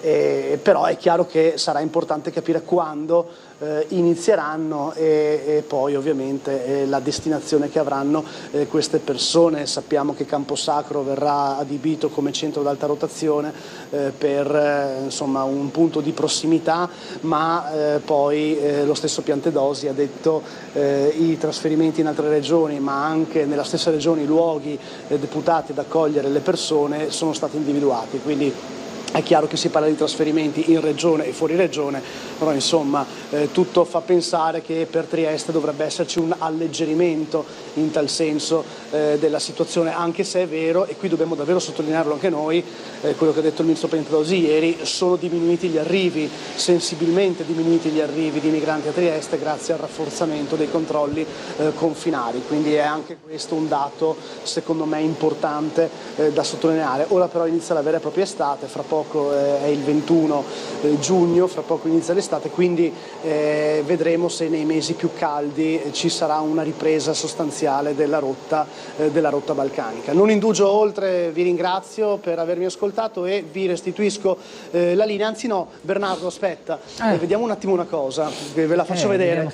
Gianluca, seguimi pure, mi muovo veloce, vi restituisco subito la linea. Non mi sono innamorato del microfono, lo giuro, però volevo farvi vedere gli avvisi che non sono comparsi oggi, sono comparsi l'altro giorno, però insomma ci sono gli avvisi credo di sgombero, eccolo qua, il sindaco che ordina lo sgombero, e quindi insomma questi cartelli sono già stati fissati da giorni per avvisare sia le persone che vengono qua a portare ovviamente cibo e vestiti ai migranti, sia i migranti stessi, perché sappiamo che qualcuno con l'italiano in qualche modo se la cavicchia. In ogni caso è sicuramente una cosa utile anche per chiunque voglia cogliere informazioni. Niente, basta, volevo solo farvi vedere questo. Qui stanno anche lavorando per fare i nuovi parcheggi, come vedete, quindi Bernardo, più spazio in quest'area davanti all'ex silos per parcheggiare l'automobile, dove noi abbiamo inaugurato, credo, parte di questo primo parcheggio.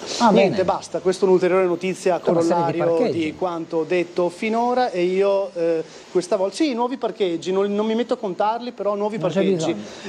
Insomma, non indugio oltre, grazie, e vi restituisco la linea.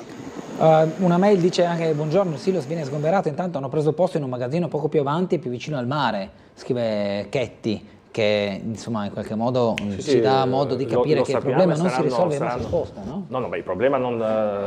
Il problema su questo il governo sta lavorando e deve lavorare ancora di più, si affronta a monte bloccando gli arrivi. Nel contempo la prefettura deve attivare assolutamente i trasferimenti da altre parti, insomma, che non sono città di frontiera come la nostra, quindi deve assolutamente attivare i trasferimenti.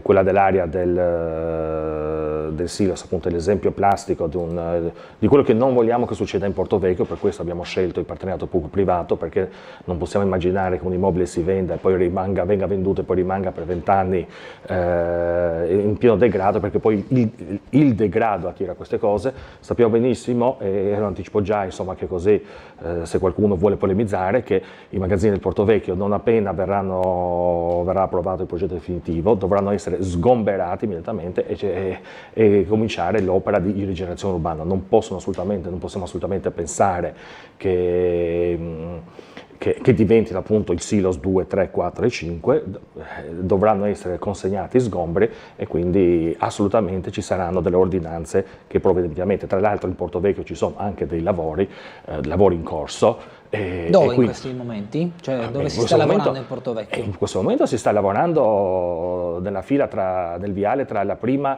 e la seconda fila di magazzini, insomma il cosiddetto viale monumentale, che dovrà essere consegnato. I lavori dovranno essere consegnati e terminati entro il 2026 perché sono fondi PNRR. Quei lavori non solo non possono essere bloccati dalla presenza appunto di clandestini, ma soprattutto ovviamente, ma questo lo dico per chiunque chiunque sia, non si può accedere a un'area di cantiere perché appunto costituisce pericolo per chi accede in modo non autorizzato in un'area di cantiere. Ma questo riguarda chiunque, anche me e te, caro Bernardo. Quindi assolutamente si deve intervenire. Torno a dire, in questo momento è solo il viale monumentale, ma entro breve faremo entro la fine dell'estate sarà fatta la consegna del cantiere della Cittadella dello Sport in Portovecchio, in fondo, vicino al terrapieno, prima del terrapieno, dove anche lì dovranno partire i lavori. Entro l'anno dovrà essere fatta anche la consegna del cantiere del parco lineare di bosco urbano di Femia, quello che è tra la seconda e la terza fila dei magazzini. La Regione sta procedendo a passi spediti nel preparare la progettazione, quindi entro breve loro faranno la gara per cominciare i lavori di ristrutturazione dei loro magazzini. E torno a dire, io conto entro prima della pausa estiva Consiglio Comunale di portare la delibera della pubblica utilità e dell'individuazione del promotore per l'area di gestione, fare la gara entro fine anno. Anche noi contiamo di cominciare i lavori di ristrutturazione e rigenerazione dell'intero compendio poi dell'area del Portovecchio entro l'anno prossimo. Quindi non possono diventare i magazzini del Portovecchio il Silos 2, 3, 4, non possono, non devono e non lo saranno. Le lancio una battuta, Bertoli. Mi viene da pensare che così disegnato come un po' il Comune lo ha ipotizzato, in Portovecchio in tutta la sua estensione manca un bel campo di calcio, no? Un bel campo a calcio a 11. Manca un bel campo di calcio, magari per la Rovianese che sta là vicino, no?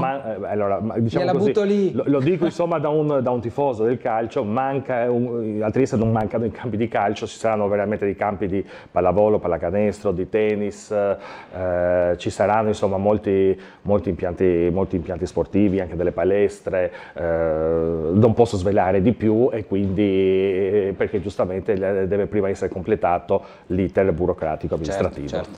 Gliel'ho detta più come una battuta. Sentiamo una telefonata, buongiorno. Se c'è qualcuno in linea, buongiorno.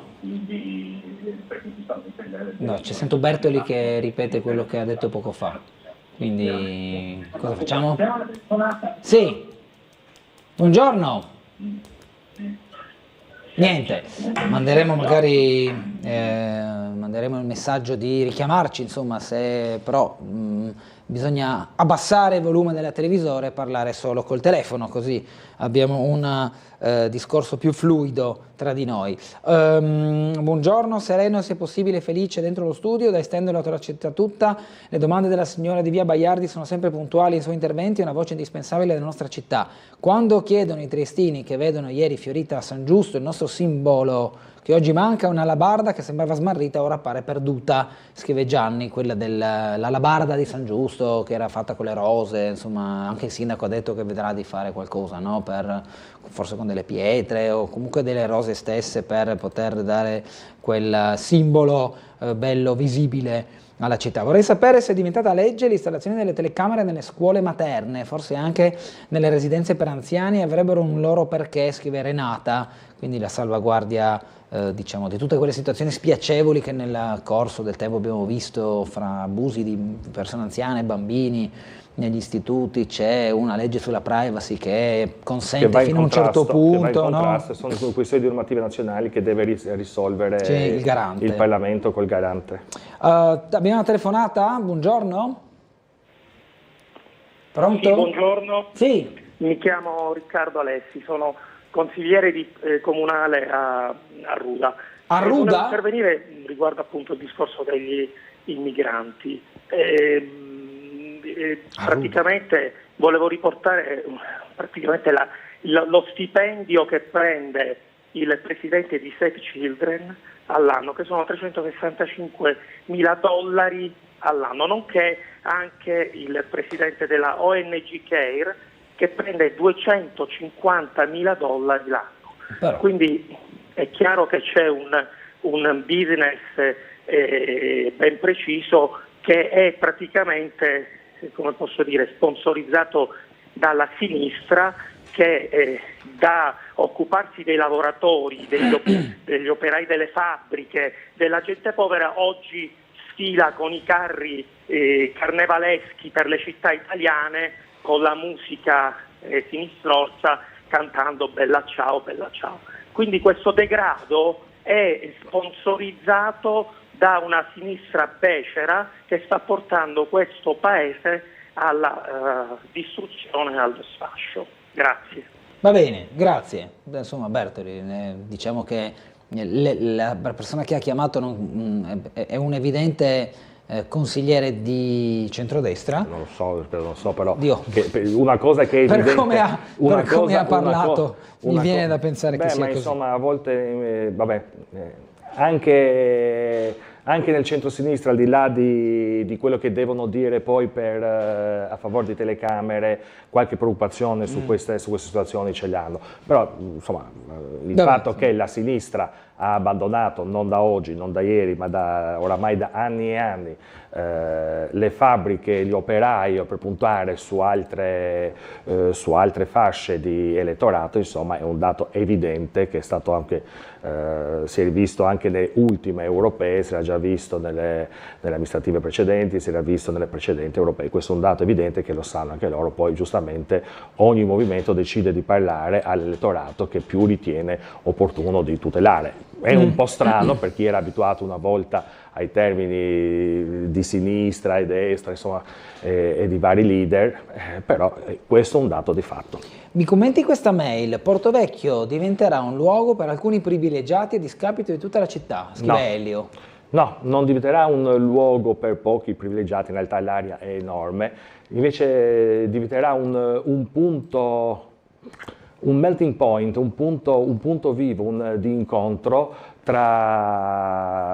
sicuramente tra il turista ma anche il residente, dove ci saranno a fianco sicuramente, e ce lo auguriamo perché poi insomma sono anche quelli che portano i soldi, ci sarà sicuramente magari il ricco con la barca, con lo yacht mega lungo, ma anche lo studente universitario. Sta diventando, ripeto, quel progetto che abbiamo in mente, che è quello che vogliamo portare, che stiamo portando avanti, è di un recupero nell'ottica proprio trigenerazionale, regionale che permetta a tutte le fasce di popolazione, sia di età ma anche di estrazione sociale, insomma, di poter vivere ogni giorno quell'area. Ci sarà sicuramente, non lo nego perché deve esserci, perché è qualcosa che manca a Trieste, magari il ristorante di lusso, ma ci sarà anche il ristorante che può soddisfare, sempre in posizioni molto belle, qualunque persona. Torno a dire, sarà un'area dove ci sarà il turista, ma ci sarà anche la cultura, la scienza, dove ci sarà l'impiegato regionale, ma dove anche il dipendente pubblico, ma dove ci sarà, ripeto, anche lo studente universitario o il ricercatore. E ci può andare in cabinovia?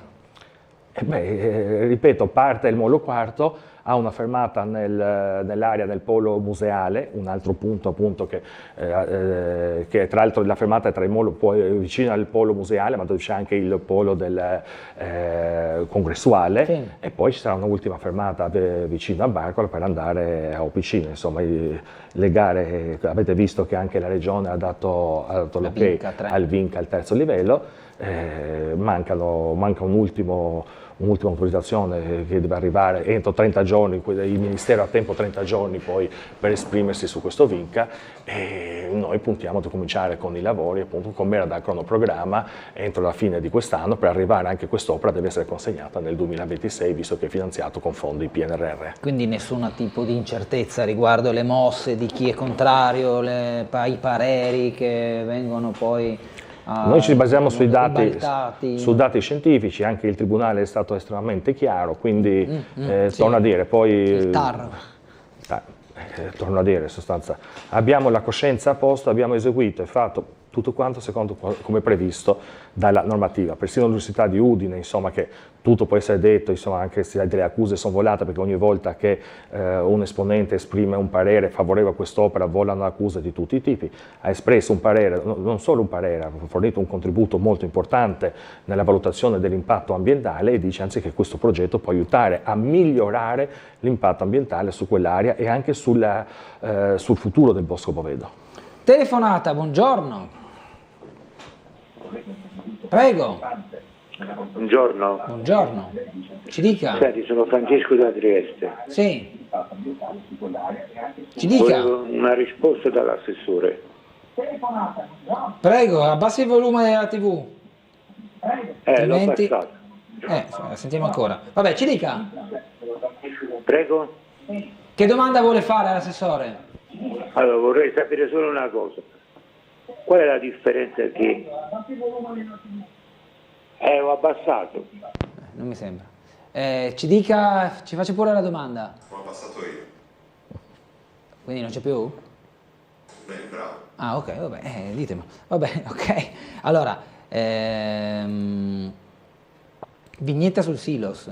Attenzione a Marco Inglaro, sempre sul pezzo. In Consiglio Comunale dice sempre che fa baruffa e che verrà un silos che li tormenta. È un nodo quello del silos, ma forse si risolve, no? Con questo sgombero, la chiusura, chissà Dio. Senta, lunedì c'è sì, allora, dico, si risolve con lo sgombero e la chiusura, ma si risolve soprattutto con il privato che deve fare i lavori che si era impegnato di fare. Ah, ecco, Paleanza. Punto e basta. Ecco, se proprio vogliamo dirla tutta. Senta, lunedì c'è il Consiglio Comunale, no? Sì. Verranno affrontati diversi argomenti. Se non sbaglio, uno di questi è relativo alla scuola, all'asilo di Roiano. Non ho visto, sicuramente io sarò presente in Consiglio Comunale lunedì perché porto quello che è di mia competenza della tassa rifiuti, che dovrà essere appunto quello che avevo anticipato, eccetera, e tutto dovrà essere votata poi dal Consiglio Comunale, perché tra l'altro la norma dice che deve essere approvata entro il 30 di giugno, quindi lunedì 24 giugno è l'ultimo, a meno che non si voglia riunire, insomma domenica 30 giugno, lunedì 24. Esatto. È l'ultimo, poi gli altri argomenti che sono del giorno li portano gli altri miei assessori, i miei colleghi, quindi sinceramente non ho visto ancora l'ordine di lavoro completo. Se è prevista anche la delibera del collega De Blasio, sicuramente verrà affrontata con tutte le... Tra l'altro deve esserci ancora una commissione. Esatto, sì, venerdì mattina. Ecco, perfetto. Una mail dice: buongiorno, volevo chiedere se in Portovivo è prevista una o più discoteche per i giovani. Allora, e io ripeto ancora una volta un concetto che secondo me deve essere un po' alla base anche del quadro che hanno i cittadini su come funziona il pubblico e come funziona il privato. Se c'è o meno una discoteca, o se ci sarà o meno una discoteca, lo deciderà un eventuale investitore privato che vorrà aprirla. È chiaro che però, e qui la domanda è pertinente, il comune detta la linea dell'indirizzo su quell'area, quindi io riformulo la domanda per chi ci ha scritto: è previsto che in Portovivo ci siano zone adibite ai giovani? E quindi se sì, c'è già qualche interessamento privato per costruire una discoteca? Come ho già detto, insomma, il comune non costruisce discoteche, diciamolo. Ma nemmeno bar e ristoranti, che sia ben chiaro, insomma, non è la nostra funzione di costruire discoteche, bar, ristoranti, negozi di abbigliamento, eccetera, eccetera, eccetera. Giustamente, come ho già detto, l'area del Portovivo, tutto il progetto è incentrato nel fatto che deve essere un'area che permetta di viverla ogni giorno dal neonato all'anziano. Quindi tutti e anche di tutte le estrazioni e tutte le estrazioni sociali in sostanza. In questa fase esiste già un piano regolatore che aveva già dato le linee 2 anni fa, che viene rispettato pedissequamente. Abbiamo dato, e quindi in questa fase in sostanza noi siamo alla ricerca di un soggetto che assieme al comune determini una progettualità globale su tutta l'area. Poi se in un singolo magazzino ci sarà qualcuno che voglia investire per realizzare una discoteca, ben venga, ma deve investire. Non finiamo con la storia perché il comune deve anche dare i soldi per fare le discoteche. Però ci saranno delle aree sicuramente destinate sia all'aspetto ludico sportivo e soprattutto anche per dare l'opportunità anche alle fasce giovanili in sostanza. Senta Assessore, se mi rifaccio a quell'operazione di abbattimento del debito di cui ci ha parlato nei giorni scorsi, un po' in quelli che sono ancora i mandati, cioè gli anni di questa consigliatura, mi viene da pensare che se ogni anno si riesce a mettere una quota, il debito si riesce a estinguere nel giro di una decina d'anni. Allora, come ho già detto, bisogna anche vedere poi tutte le altre condizioni. Alla fine, al 31 dicembre di questo anno, il Comune di Trieste avrà un debito inferiore ai 40 milioni, sarà attorno ai 38-39 milioni. Rispetto agli attuali 70, no? Rispetto agli attuali 70, quindi già con questa operazione è praticamente quasi dimezzata. Abbiamo ancora 3 anni di consigliatura davanti, 25, 26, 27, quindi basterebbe fare anche delle operazioni molto inferiori a questa, torno a dire, in questo momento che i tassi di interesse sono alti, ci permette di liberare le risorse correnti, che è la parte che più abbiamo bisogno, per poi realizzare quei servizi. Come ho già detto, con questa operazione è stato possibile poi, per esempio, bandire una gara per i lavoratori, per i musei, che propone delle garanzie molto forti, costa economicamente molto di più al Comune di Trieste, 1.400.000 euro in più rispetto alla precedente, ma dà delle garanzie dal punto di vista della paga per tutti quei dipendenti, quei quali lavoratori museali, quei quali tanto si è solidarizzato a parole, per poi l'unico atto concreto che è stato fatto è questo. Quindi si darà una dignità salariale a questi lavoratori? Assolutamente sì.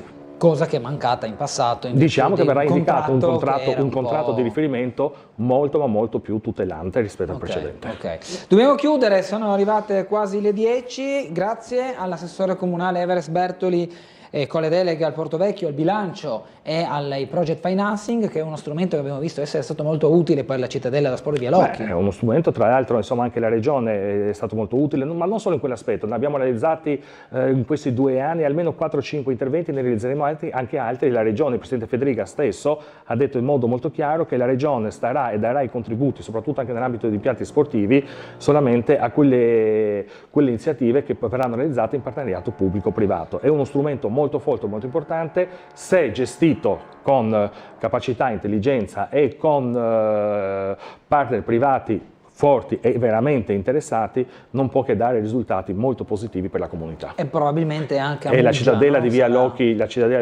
è l'esempio, e non lo svelo qui adesso, ma con l'imprenditore Sam, con cui ne parleremo, abbiamo altri 2 progetti molto molto belli e interessanti che verranno entro poche settimane e verrete a conoscere. Cioè fra il comune e il gruppo Summer? Certo. Ah, ok. Beh, uno sarà la ex fabbrica macchine, no? In questo momento non parlo, è giusto che sia lui a dare le notizie, le daremo insieme, magari in una conferenza stampa. Si può dire che ci ho provato. Giusto, è il suo ruolo. Bene, grazie Bertoli, grazie a tutti, una buona giornata, arrivederci.